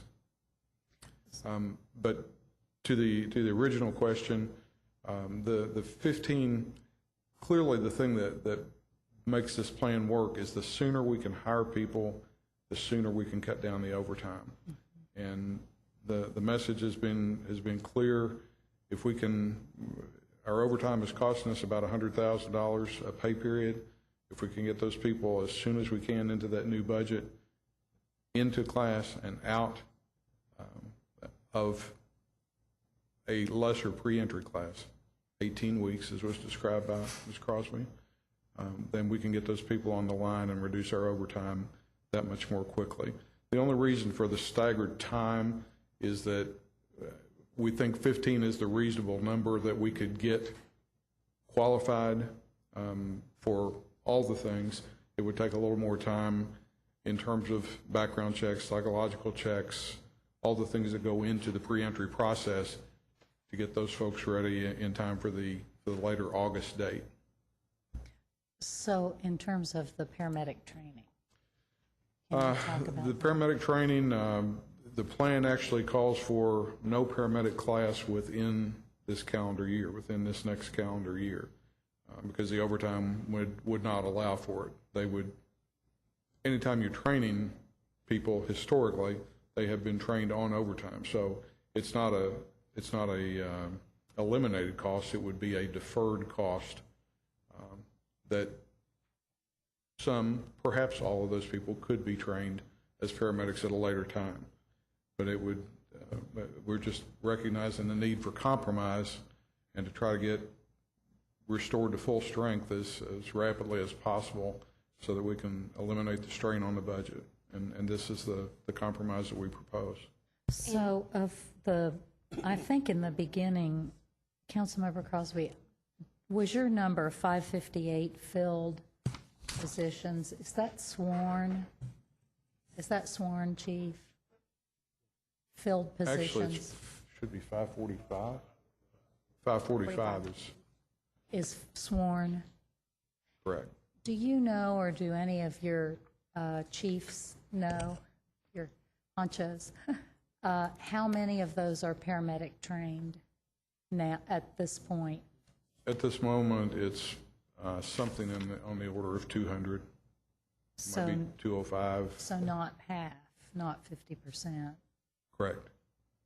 And then on the item for the 38 new recruits, is the $1,280,000, does that also include benefits? It does include salary, benefits for a year. It even includes their turnout gear, cost to put them through the class and onto the street. And do you know offhand how many applicants are on the current list? I do not, David. Pardon? 200? 200 are on the list to fill. So if we fill these 38 positions, there are 200 applicants? Is that what you're saying? There are 200 remaining of the people who applied originally. Our ordinance calls for 2 hires off one hiring list. So the theory that you would publish a new hiring process so that you don't get so deep in the list, if you will. But Okay, all right, thank you. that's in ordinance form. Okay, thank you. Councilmember Gordon, the 558 was with the police. Oh, I'm sorry. That's Yes, okay. it was. Sorry, that's okay. You didn't say. So what's the number again for fire? 545. 545 is sworn. Yes, ma'am. Okay. And what's the total number of employees? We've got about 20 civilians. 17. 17, Okay. excuse me. Thank you very much. Thank you. And that includes everything, office personnel, maintenance, vehicle maintenance, everything. That's all the civilians. Thank you. Thanks, Vice Mayor.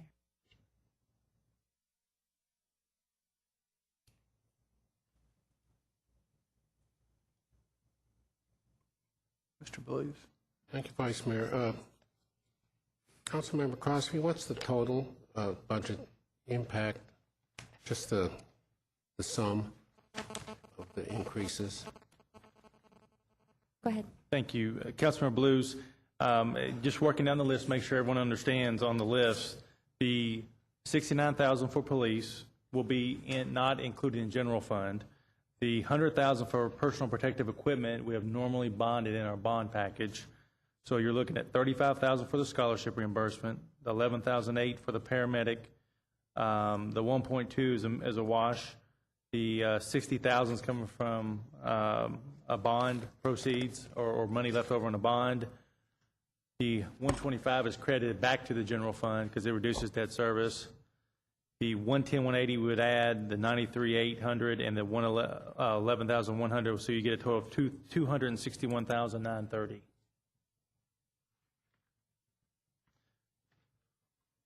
Thank you, sir.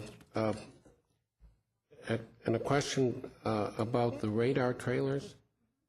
Yes, What sir. are radar trailers? The radar, they sit out on the side of the streets, and when you drive by, it flashes your speed limit. Oh, okay.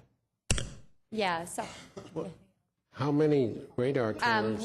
we're asking that we're proposing that we purchase 6 radar trailers to be used by districts where we'd share them, and we paired them up. You can see we're 2 and 11, Right. 1 and 3, 4 and 5, 6 and 7. Got it. 8 and 12. How many do we have now? We have one One. We for have the one. city. And one of the things, this is a suggestion by Councilmember Stinnett, because obviously traffic is such a huge issue in all of our districts, and to have one that you sort of rotate throughout the city is of limited effect. One of the nice things about the capabilities of these trailers is that they can calculate as they're sitting out, they're calculating, can give you as a council member the statistical data of what they were measuring. And so now, for constituent purposes, you can say, hey, the average speed was this is when we monitored it. And by having 2 council districts paired up in close proximity, now it's just down to a council member working with a colleague as to scheduling that and so forth. And again, it's taken out of asset forfeiture, so it's not an impact to the general fund. But we really saw this as a way to get at probably one of the biggest problems we have, and a way to address it in a very efficient manner. Okay, thank you. And one more question. I know you mentioned the retention problem in community corrections, but I just wondered whether there were, as you looked into the division, whether there were any any measures that might be taken that might have a budgetary impact. I mean, you mentioned that they've changed some practices and policies, but let me put the question a different way. You didn't see that there were any needs that they had that would cost money that would help to keep officers. One of the things that they've done, Director Bishop has done a really good job of at least trying to address the population issue, a lot of day reporting and things like that to try and keep that lower.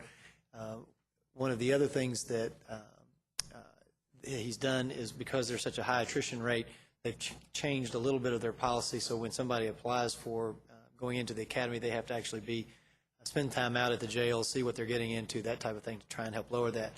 One of the things that is a big unknown, Councilmember Blues, that this council needs to be aware of, as well as everybody inside of government, is that the health care costs cannot, that's what's killing them out there. And basically, it's not an 80-20 rule, it's more of a 90-10 rule, in that when an inmate is out there and has kidney dialysis or pancreatic cancer, we're on the hook to pay for all of that.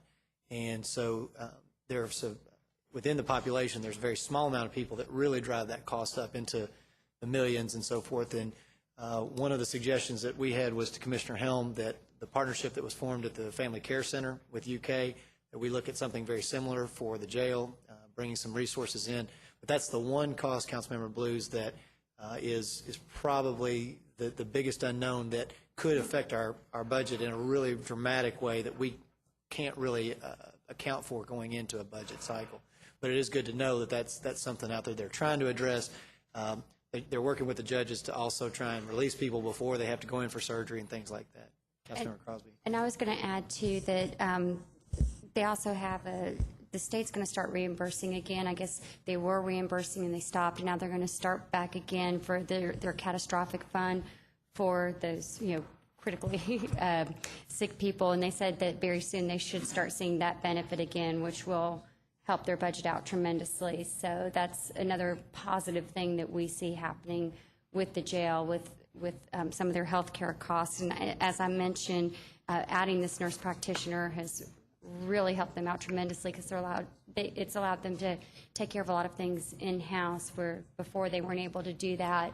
Another thing that they've done is they've expedited their triage. So when people are coming in, before they even come, they're in communication with the officer. They know whether it's going to take longer to check them in or if they're going to be a quick check-in, and they're able also to get that officer, if it's a quick check-in, back out on the streets a lot faster than they were before. So officers aren't waiting for hours at a time while they're trying to check people into the jail. So they've really become a lot more efficient in a lot of their practices, and we didn't see anything that really jumped out glaringly at us.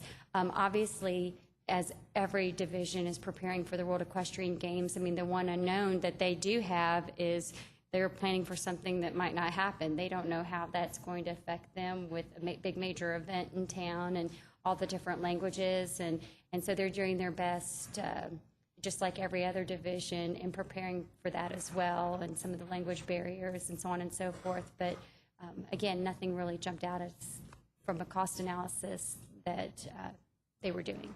Thank you. Thank you. Thank you.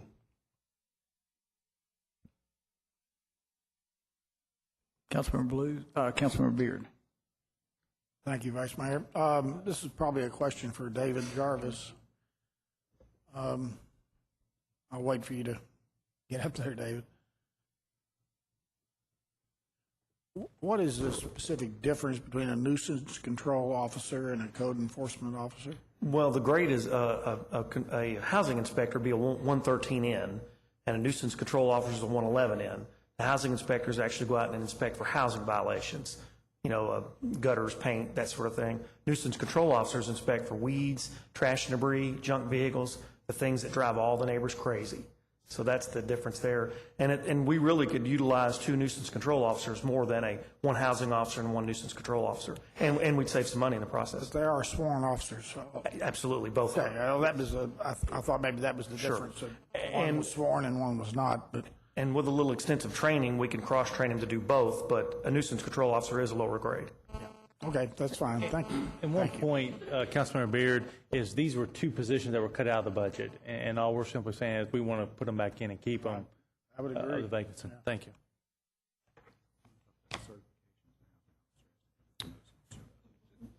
Commissioner Bennett just reminded me that there also, with the housing officers, are certifications they have to go through to be certified to do housing inspections, and they don't have to go through that with the nuisance and control officer. So, again, a little bit of a savings, and we can get them on the street a lot faster.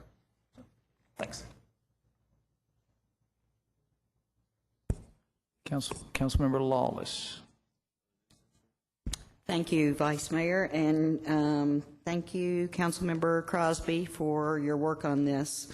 I'm ecstatic about several parts of it, including the nuisance officers for code enforcement. Hooray, hooray. I can hear the clapping through the 3rd District as we speak.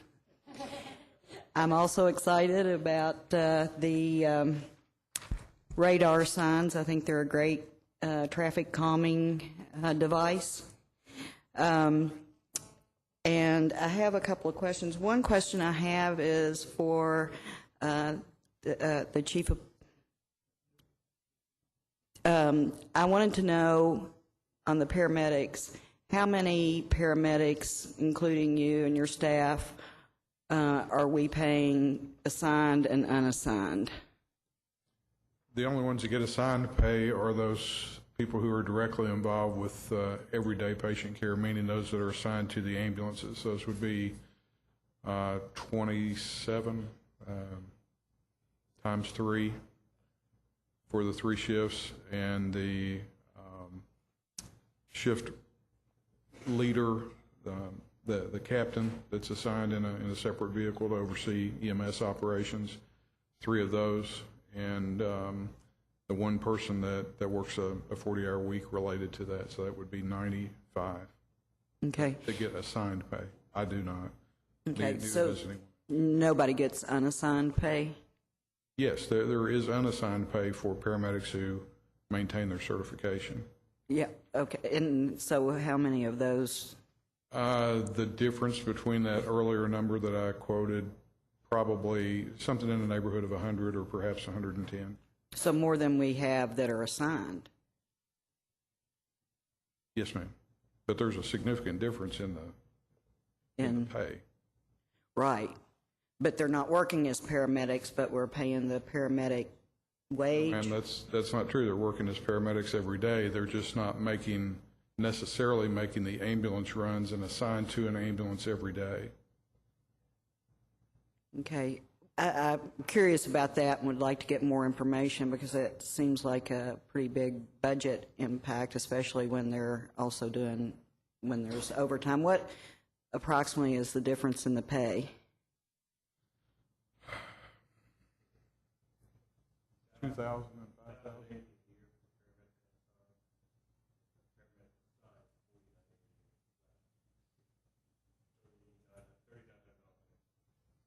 $3,900 difference. A year?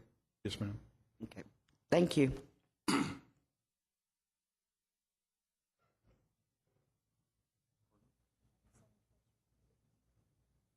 Mr. Myers. Thank you, Vice Mayor. Mr. Jarvis, could you come up?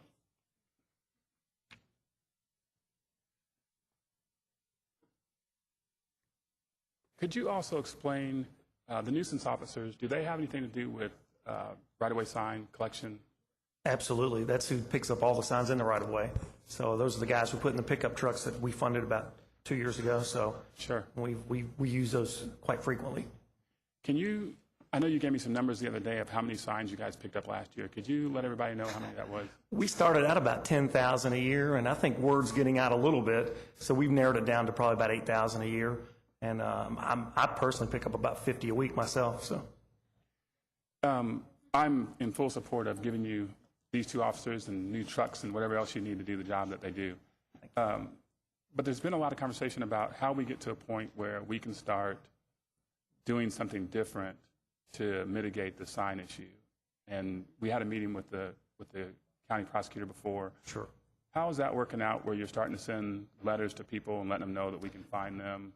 It has had an impact. Some of the more frequent offenders that we had have tapered off quite a bit. Now we get just the randoms here and there, the people that are having the sales over the weekend and that kind of thing.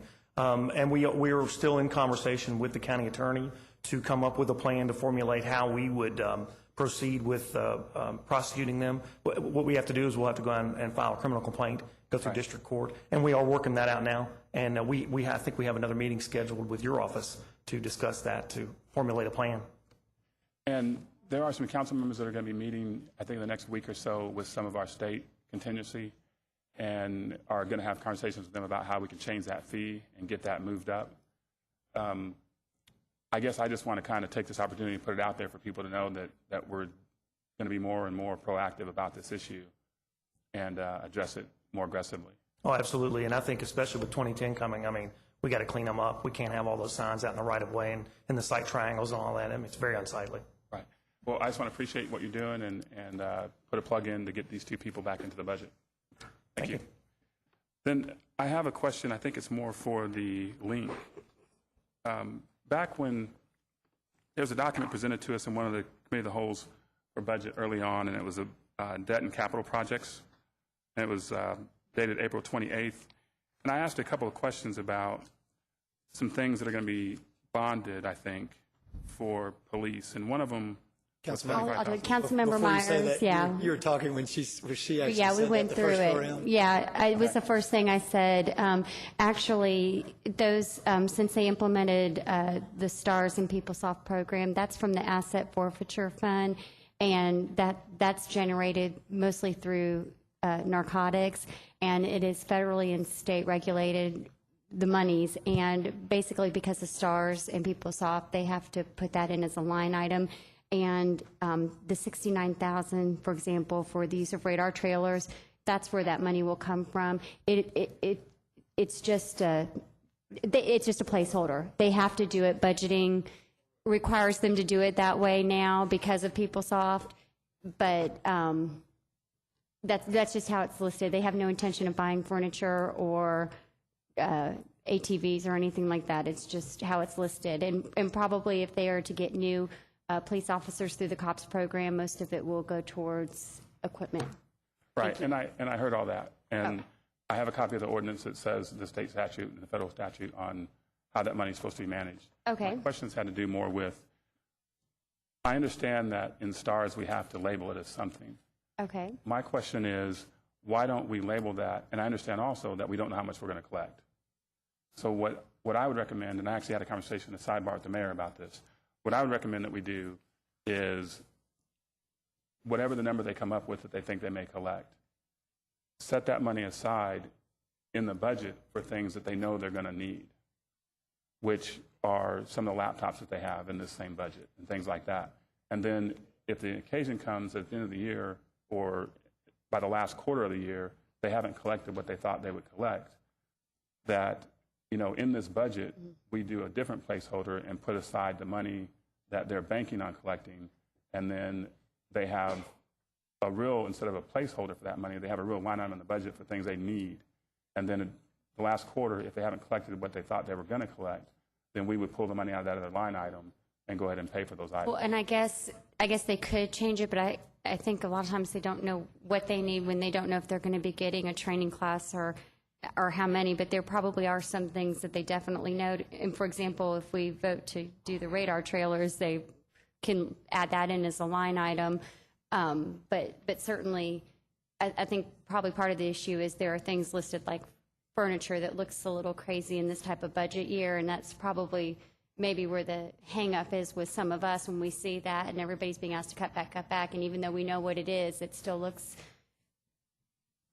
kind of like a crazy line item in the budget. So I guess it's just hard for them to project what they're going to need when, for example, I mentioned a training class, they don't know what they're going to get. So, but I don't think it's unrealistic to possibly, maybe Commissioner could answer this better than I can, or somebody, Mary, I don't know, but maybe they could put in computers or something if that would be more palatable to...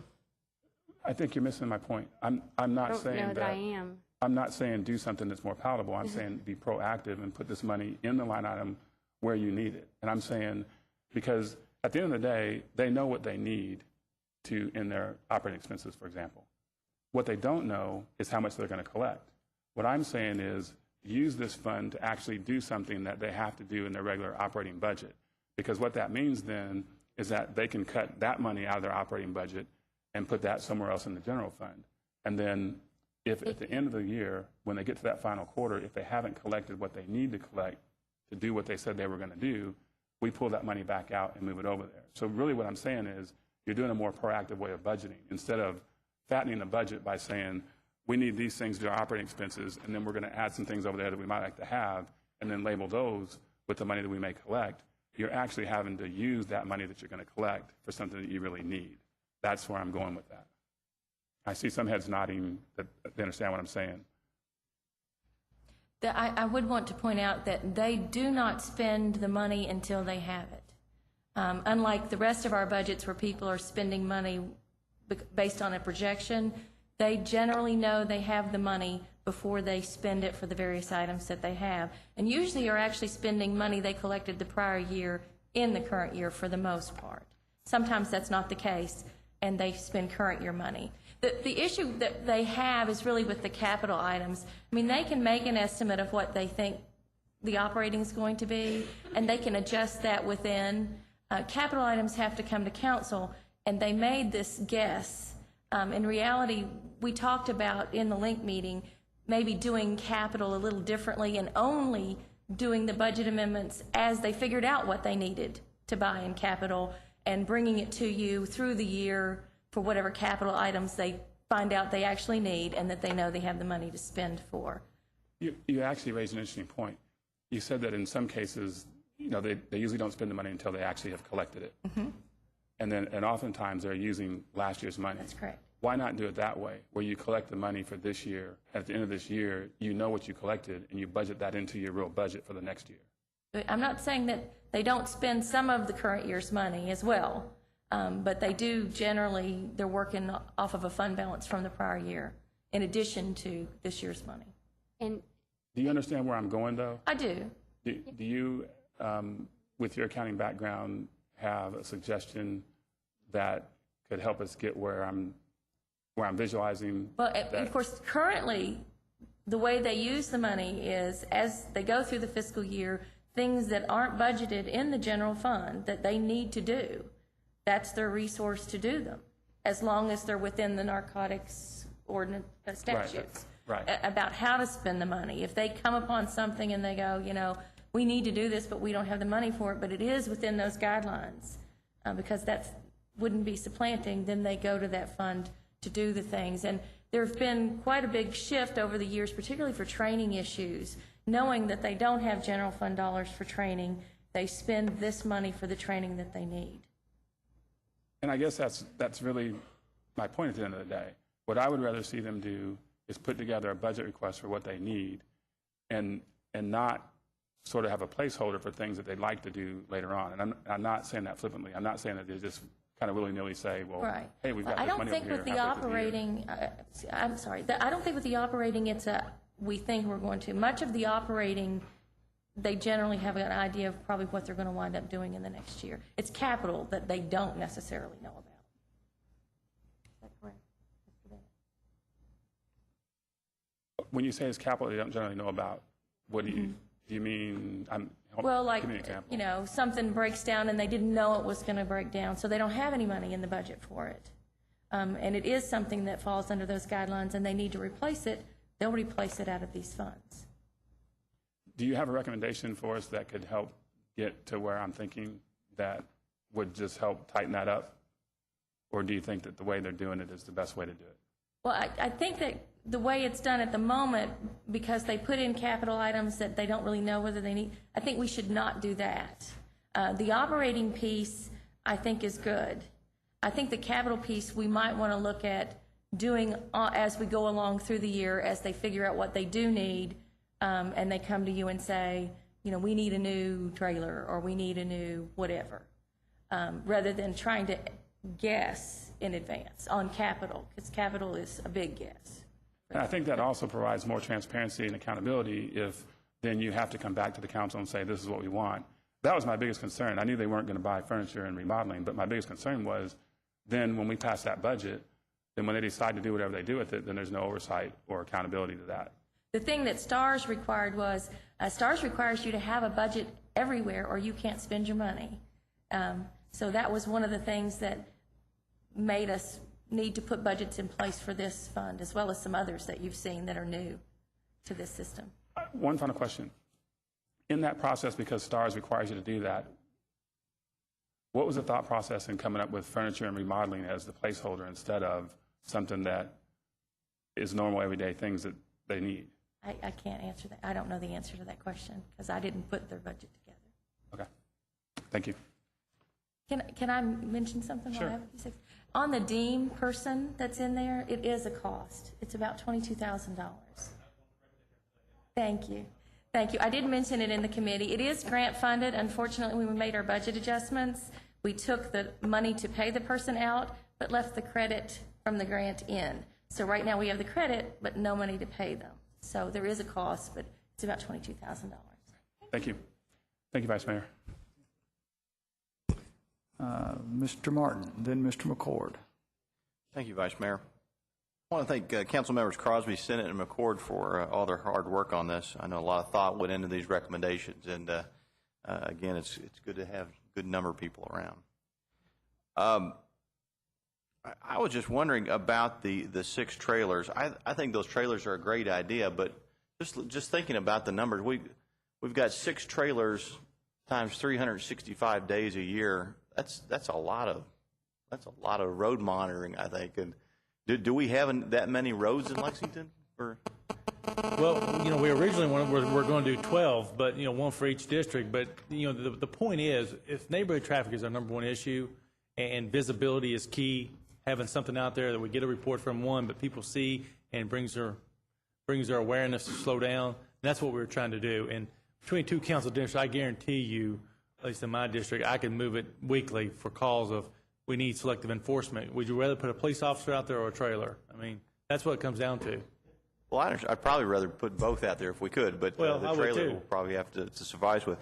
It just helps. It's an aid. But we have a personnel cost with that. Is that right? Will there be an increase? There's already one gentleman who moves, is assigned to that route to move that around.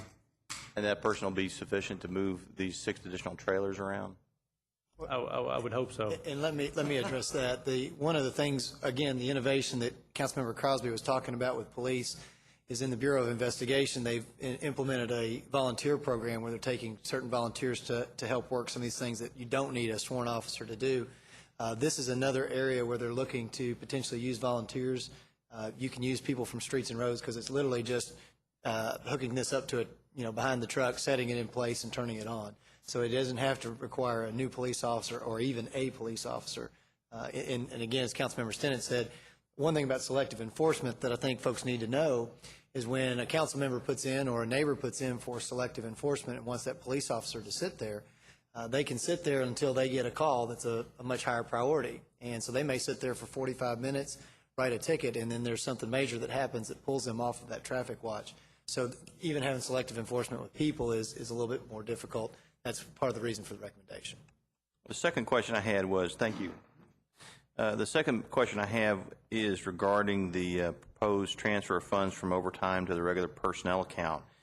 Do these additional recruits, does this number include, and Councilmember Crosby or Stinnett, does this number include any pension impact of these additional hires, or? Yeah, it includes benefits in that number, and it will have a pension impact because as we hire new people, they will go into the current pension system. Thus, the need, if we're going to change the pension plan for new hires, needs to be done before we hire these folks. Otherwise, they will be in the old pension. So does the number that's listed here, the $1,280,000, does that include the pension impact, or is that it's additional? all their benefits. That includes all the pension. Salary and benefits. And just as a side note, we did request that it be transferred over into personnel. So, I mean, if it's left in overtime, then there's that flexibility. Well, maybe we might just hire, 5 instead of 12 or whatever. This makes it more, I think, concrete that it's put into personnel, and that's why we wanted it transferred for 1, and then 2 also to get reports back on how it's going. And so is there an effort, an additional effort about, I guess, trying to look for efficiencies in personnel and staffing for these positions? Is that? Can you repeat your question? I'm sorry. Yeah. I'm throwing it out to the Links Committee, or I can ask the chief to come up and we can ask the chief. But what my question is that, we're looking at 15 recruits and another class of 23 recruits. I mean, are there any staffing efficiencies that we can get out of better management practices? Well, that'd be for the management to answer. And Chief? The numbers are are pretty simple. We're averaging 8 people on overtime every single day presently. And we've been in that position, we've been in an automatic overtime position almost since the start of the last budget year, of this current budget year. 1, 2, and the numbers have just continued to increase. This gives us some people, essentially a cushion of people to utilize for vacations and all the other things that people are off for before you get to an overtime situation. That's it. We've been in a zero flexibility position for now in excess of 9 months, almost 11 months. I'm not sure what management. How could I answer your question better? Well, I'm trying to understand. First of all, how does how are the people allocated? How are the firefighters allocated, and do we allocate them different than folks do in other cities? Are we using more folks per, either per station or per run than other cities use? I'm trying to get a handle on our staffing. You've asked that would more than one that would question. be impacted by this. The answer is yes, yes, and no. And I don't mean to be flip at all. We do not meet the minimum recommendations for engines and ladders in our minimum staffing of 3. We exceed what most cities do in terms of ambulance staffing, in that we have 3 more than 2. And we do not send, the number of people that we assemble on a run is determined by the number of companies that we send to that. So that's a number that could be altered simply by, they're still there, they're still being paid, but the number of people that we assemble on a run is determined by how many people that we send of those that are on duty. Well, and I appreciate it. I'm new to understanding how our public safety works, and I appreciate your answering the questions on it. Yes, sir. And I recommend to any or all of you, please come to our Citizens Fire Academy. And many of those questions are answered. For those that have been fortunate to come, I think they'll let you know that it helps a lot. But we'll be happy to meet with you individually to supply you with anything you'd like. Thank you, Chief. Yes, Councilmember Crosby, I guess my last question is, where will the $261,930 come from? Is that something you have, or Councilmember Stinnett, or Councilmember McCord? No, I personally have it, but I think the process is we wait till all the links are finished. We don't have it in our link. right The best we could get was the 125 out of it. But after we've all 5 links finished, then we add up the totals and we see where we're at. Okay. Then we start the real process.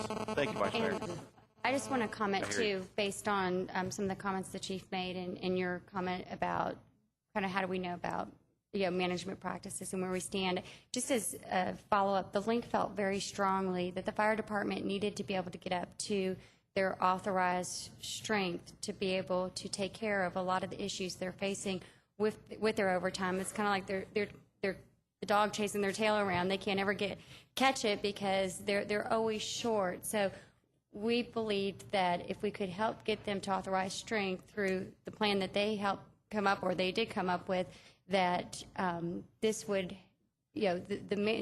what is perceived to be possibly a management issue because of the overtime problems, it would probably work itself out in this budget cycle, and definitely we will see it in the FY 2011 budget cycle.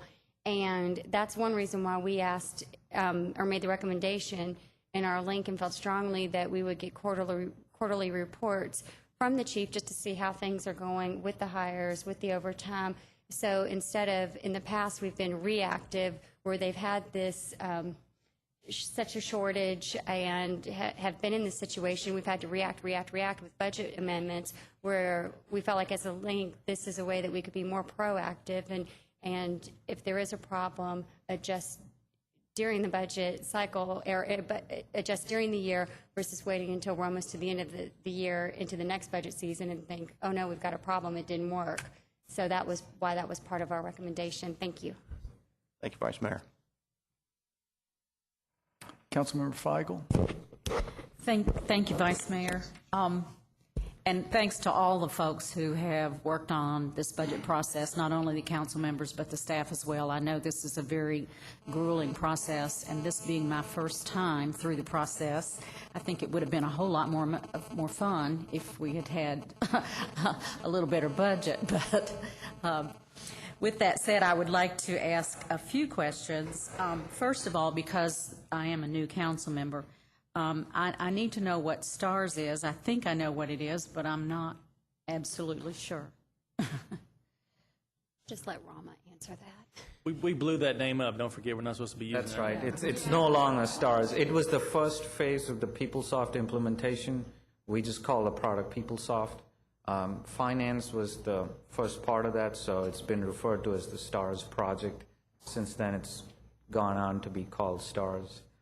The project we're on now is called Synergy, so we just call the whole product PeopleSoft. So thank you. That clarifies a lot. I'm old school. Because that's not at all what I thought it was. I have a question about the forfeiture, the asset forfeiture fund. I'm not sure who needs to answer that one.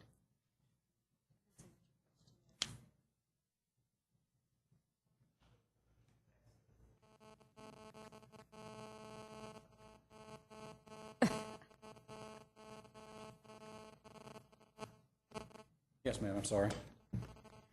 I just had some questions about the asset forfeiture fund. That's hard to say. Okay. I had thought actually the STARS had something to do with that.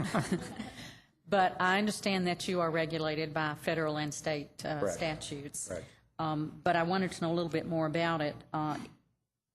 Is there any way year to year that you can anticipate how much you might receive? There is no consistency? No, there's no consistency. It's based on your activity during the year, how lucky or unlucky, to use the terms loosely, you are in your enforcement action, so there's really no way to predict So it. there's a real big deviation from Yes. year to year? Okay, Yes. so I think I was kind of agreeing with Councilmember Myers on maybe trying to project that and build it into your budget, but, you know, if you really don't have any tracking that gives you some history to base that on, I don't know how you could do that. You really don't, which then requires you to do one of two things: either budget conservatively to make sure you don't overspend your budget, or budget aggressively but spend conservatively. So you, in the end, you wind up not spending more than you get.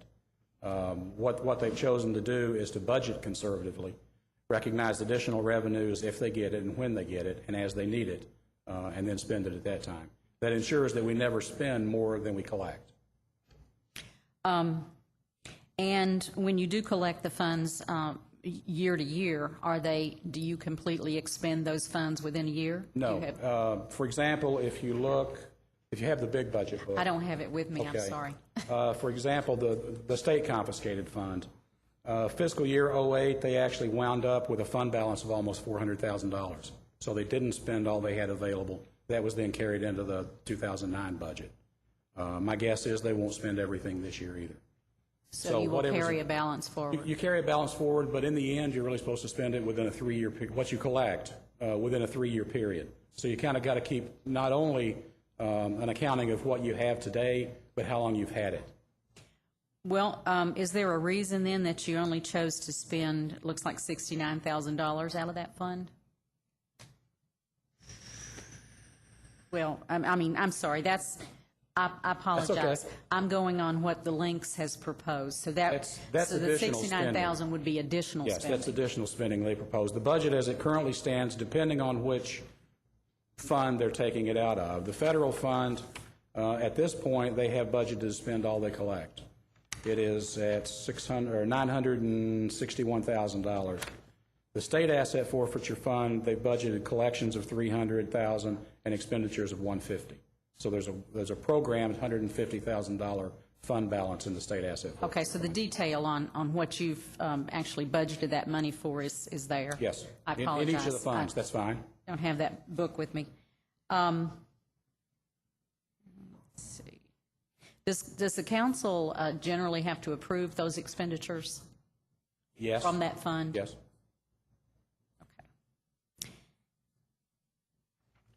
Well, let me back up a step. You approve the budget for the expenditures. You don't approve each individual expenditures, but you do approve the budget amounts for each of those line items. Okay. So then if at the end of the budget cycle, if mid-year, if something comes up that you feel like you need to fund through those funds, does that have to come back to council? If it's not been previously budgeted, yes. Okay, I have another question about fire. Do you want to try to go for that one? Depends on your question. Thank you. Chief, or I'll tag Yes, team it, please. or he can answer either one. The chief is fine. Thank you. I think there was some concern about having a lot of trained paramedics that aren't assigned to the EMS routes, but it occurred to me that and correct me if I'm wrong, in many instances, the fire truck may be the first to arrive on a scene. That's correct. And if that occurs, are those EMS personnel on that fire truck, the paramedics that are trained on that fire truck, are they allowed to go ahead and administer care to those people who have called for emergency care? Yes, ma'am. Absolutely. That's the way our system is based. And in fact, 9 of our engines, we guarantee every day to have a paramedic on board. So that's 27 more people minimum that are being utilized and not being paid assigned paramedic pay. In addition to that, there are persons on other engines, other ladders, in bureau cars, in other, some of our chiefs. All of those people have paramedic level equipment assigned to them that they can operate as first responders as well, and that includes myself. Okay. I have a paramedic kit and AED in my car, as well as do those other folks who have that. So that was my point. we're really getting some additional paramedics on the cheap because we aren't paying them the full scale pay. And the other thing that I didn't mention about those is that those 95 that are being paid and to operate, obviously those people have time off as well. So you have to have other people that can stand in to fill their jobs. Those come from the people who are in an unassigned status as well. So, yeah, we get a lot for our money out of those people. And there are many systems that pay differently and for which they are paid what the equivalent of assigned pay would be for the rest of their career. Our system is one that does not do that. Oh, thank goodness. Another question, though, and this is really just for my own curiosity. First of all, I don't know how many ambulance or EMS vehicles that we have, but secondly, how frequently, if you can kind of just ballpark it, how frequently do our fire trucks respond before the EMS vehicle gets there? Is that a frequent occurrence, or is it just occasionally? Yes, ma'am. I don't know that exact percentage. There are about 10 codes, and I'm speaking of the way the computer dispatching that get an engine or ladder automatically. Those would include obviously a vehicle accident with entrapment, chest pain, difficulty in breathing, an unconscious patient, a fall greater than 10 feet.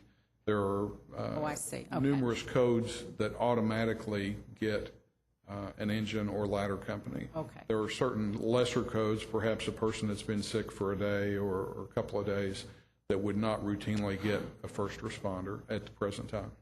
Okay, great. You're actually a little more sophisticated than I realized. Okay, I think that's all the questions I had for the fire department. Thank you. Just one additional point to make sure your question was answered. We currently have 9 frontline emergency care units that are on duty at all times. We also have reserve units that we can put on duty as needed as the call volume requires, but we have 9 frontline ones. Okay, thank you. And I have one question for code enforcement.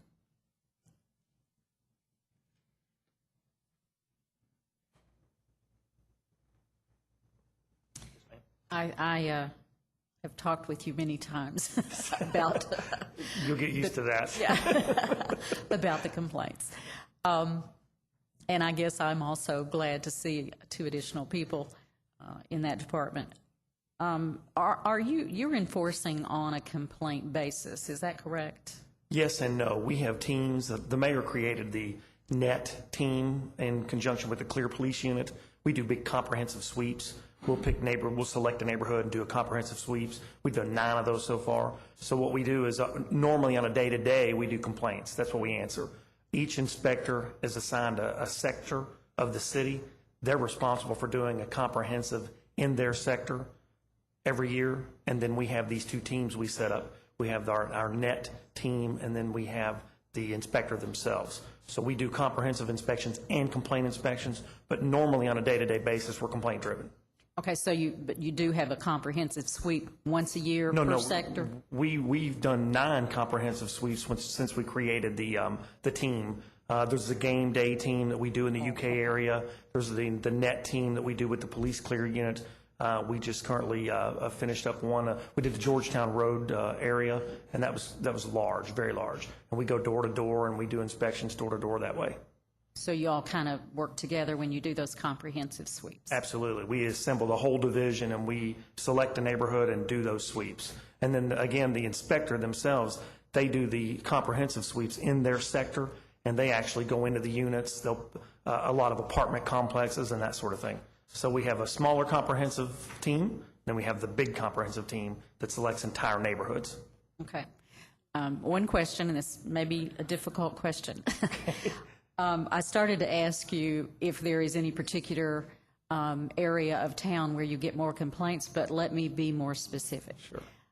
Do you feel like that, or is it measurable, that you receive significantly more complaints from areas around the university? Lately, we have, yes. There's been more attention drawn to that area, and we have received a lot of complaints about nuisance-related issues. Trash and debris, weeds, junk vehicles, you name it. Recent being within the last year? Within the last year, yeah, right. Okay, but prior to that? I think it was pretty spread out prior to that. Of course, you're going to have the inner city areas with certain idiosyncrasies, the complaints you get there. Then you've got the suburbs, a lot of the foreclosed properties now are coming to light. We're seeing a lot of properties that people have walked away from. So we're getting a lot of grass and, complaints, trash and debris. There may be certain areas of town that we deal with more junk vehicles. Over in the Cardinal Valley area, we have a lot of junk vehicles that we deal with, or in the Ward Drive area. So really, it's very spread out. I was just trying to get my head around what percentage of our resources are actually being spent toward the university. Sure. Depending on the time of the year, quite a bit. We've assigned 2 full-time officers just to deal with the UK areas. And normally that was part of a quadrant, but now we've narrowed that quadrant down to include a very narrow strip of UK. So we spend a lot of time in the UK area. Okay, thank you. That's all my questions. Thank you, Vice Mayor. Mr. Stinnett. I'm going to yield to Councilmember McCord first. He's dying to speak. No, I wanted to ask you a question at the end of my comments, and so I thought it would be easier to do it this way. Going through this process, a couple things that I think I want to bring light to for all of those in the room and those watching is, if public safety is going to be our top priority, which budgetarily it is as far as a percentage of the budget, but if we really are going to say that this is what's important to our citizens, then we need to really focus on what is going on inside here and making a statement as a council that this is important to us. I think the police trailer issue is a creative way to operate inside of our budget, do something that we all have issues with, and using it in a creative way. And again, I compliment a lot of these areas that, like corrections, that have found very innovative ways to keep their costs down. one thing I want to bring light to, council, this 911 issue is a big-time issue. And because it's not, we say, hey, we're not recommending anything right now, I really want it to stick with you, that we've got a major decision to make with 911. Do we spend $10 million on a radio system that allows our folks to talk, or police and fire? They can't really talk to one another right now. There's not a lot of redundancy. There's a lot of issues there. If we have a 9/11 type event in Lexington, we've got some serious problems. Do we spend $10 million on that outside of an EOC? Do we roll it into an EOC? Are we buying something that in 18 months, technology-wise, is going to be outdated? So this council really needs to take a hard look at that. From the nuisance officers with David, you're doing a phenomenal job. You and your group do a great job. I want to say it publicly, but this is another area where, for a very low cost, I think we can get at a lot of these neighborhood issues that we've got. With regard to police fire overtime, this council over the last couple of weeks has been dealing with this. This is a recommendation that we've worked with fire, with the commissioner. Here's how we get at this thing long term, and the bottom line to it is that that quarterly report out is going to be key, and for all of us up here over the next year to really watch what is that trend inside fire, so we don't end up in an end of the year thing. But what I want to set up, Councilmember Stinnett, I want you to speak to, if you don't mind, is something that you and I have worked on for 2 years, very hard and heavy, and that's this dog issue. We've been dealing with tethered dogs and with SOAR and with animal care and control. But one of the things that this council needs to know is last year we went from 6 officers who had covering the entire city. We've got 10 officers on the streets now. They have finally moved to a proactive state. They have 1,300 to 1,400 calls a month. And for us to take a major step backwards and go back to 6, especially after what we've heard with a number of folks in this community about how they feel about animals and dogs specifically, I think is something major for us to take a look at. So, Councilmember Stinnett, I know it was kind of in the mix of all this stuff, but if you don't mind, in your comments, I'd ask you to really clarify how this recommendation came about, kind of what was left in and out of the budget, and just speak directly to that. So with that, I yield to Councilmember Stinnett. And I'll yield to Councilmember Myers. All right. So you're done speaking?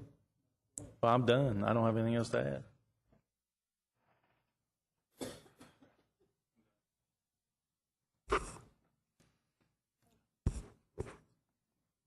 Vice Mayor Gray. Councilmember Crosby. And just to put into perspective, Councilmember McCord did mention prioritizing the budget and just what we do spend on public safety and just the importance of it.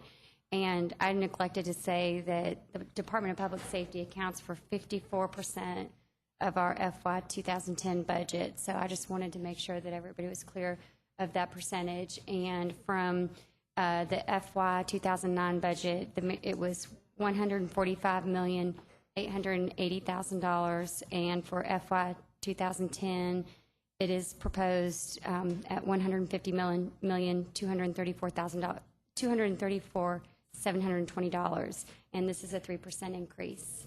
So I just want to make sure everybody understood. Like Councilmember McCord said, this is 54% of our total budget. Thank you. Councilmember Lane. Commissioner, could you come out just for a second?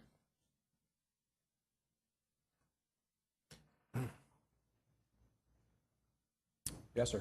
Okay, for the firefighters that are in the budget, and I think it's 1.28 million. Those are partial year salaries and benefits. What would be the total annual cost for that? What would flow over into the next fiscal year? For the first 15 recruits, the one that are starting the first part of July, that's a full fiscal year number. I think it may be one pay period short, but it's essentially a full fiscal year number. For the other 23, I believe. 24, it's about a 10-month number. I'll have to get back to you on the full year's impact on those. Okay. We can do that. I just thought it'd be helpful. We do that quickly. In thinking about what it's going to do to next year's budget. And then the other question I had, and you might want to to refer this to the fire chief, but how many employees does it take to fill one shift for 1 week? I'm going to defer to the chief on that one real quickly.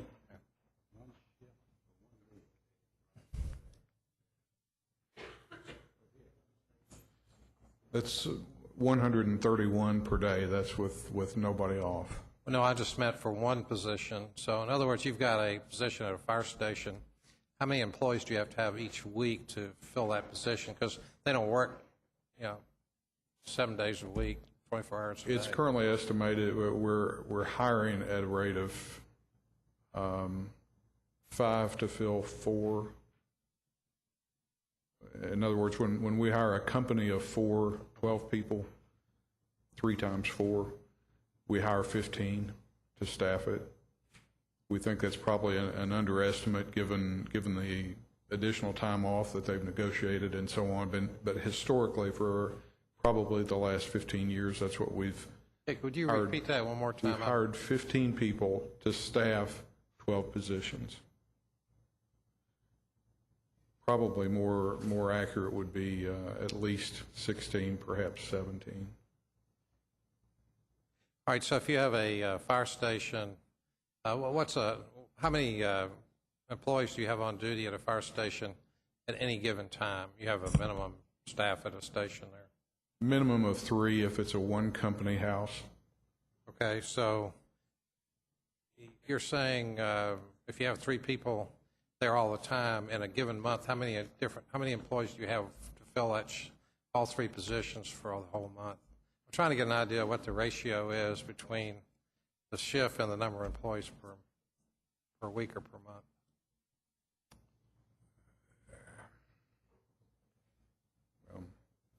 Several ways to look at that. Again, in terms of what we hire to staff a company, that's what I was speaking of before. There are 3 on duty at any time. Right. So anytime one of 9 would be off, currently someone's coming in on overtime because our minimum, we're at our 131 minimum. We don't have any people enough people to let them off. Let's see if we can state it another way. All right, do the firefighters work 56 hours per week? Is that right? They do. All right, so if you have, I could probably run a calculation, and I could multiply compute the total number of hours and for 3 people for a full week, and then divide by 56, and I give you the number of firefighters for it, that station.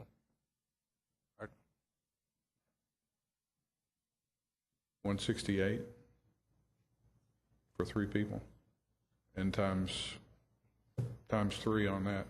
All right, well, could you, rather than take up more time on this, could you maybe just send a memo to the council and give us the idea of how many firefighters it takes, to fill a slot for an entire month? Sure. Okay, thank you. We'll work with you any way we can. Any other questions?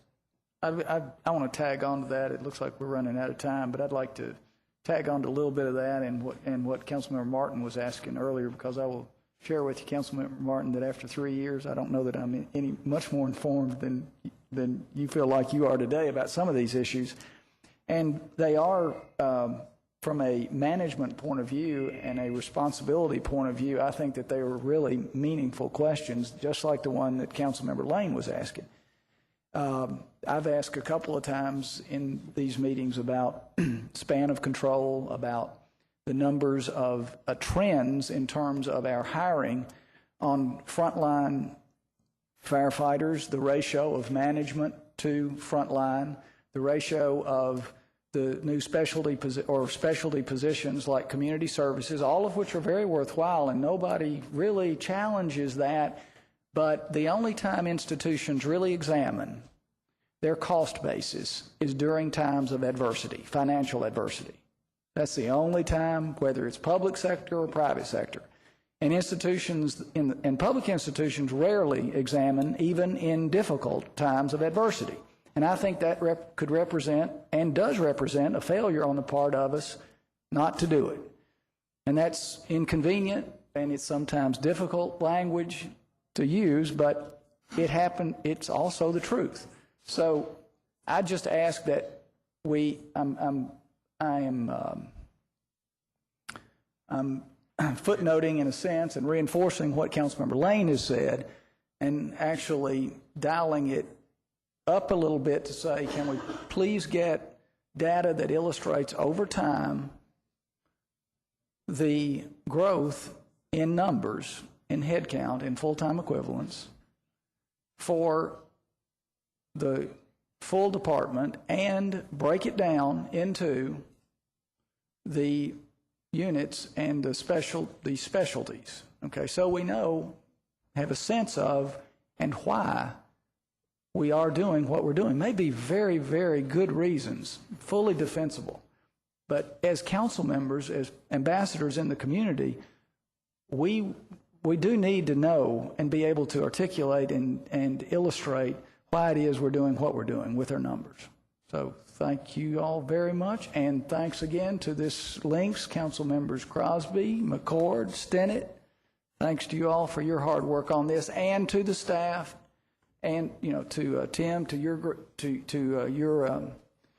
department, and Chief, to all your folks. Thank you all very much. Vice Mayor, if I could, Yes, sir. I just wanted to answer one question Councilmember Lane asked. The full year's salary for those 38 people would be $2,014,000. That's if it were for a full year. Right. Thank you very much. And we project, that would be effectively the fiscal 11 impact of all of those people, and we project that there will be more than that in savings and overtime from having those folks on board. Okay. If the questions that I was asking, if you all have that, and then I'm good with that. If you all have got it easily accessible for us. I think it'd be easier if we could put something down on paper for you. Okay, great. And Thanks a we'll lot. get that to you. Okay. Do we need Keep in mind anything that I else? know, Vice Mayor, we average $36 an hour for overtime pay right now currently. It's basically a 2-to-1 deal for every dollar, or it costs us $2 to hire overtime versus $1 to hire somebody, a 2-to-1 ratio. So, Well, I'd like to see those numbers real and carefully. I'm sure they can get it real Because I don't detailed for you. really always understand that. Okay, do we have a motion to adjourn? All right, second? All right, all in favor, please say aye. All opposed, no. Motion carries. We are adjourned.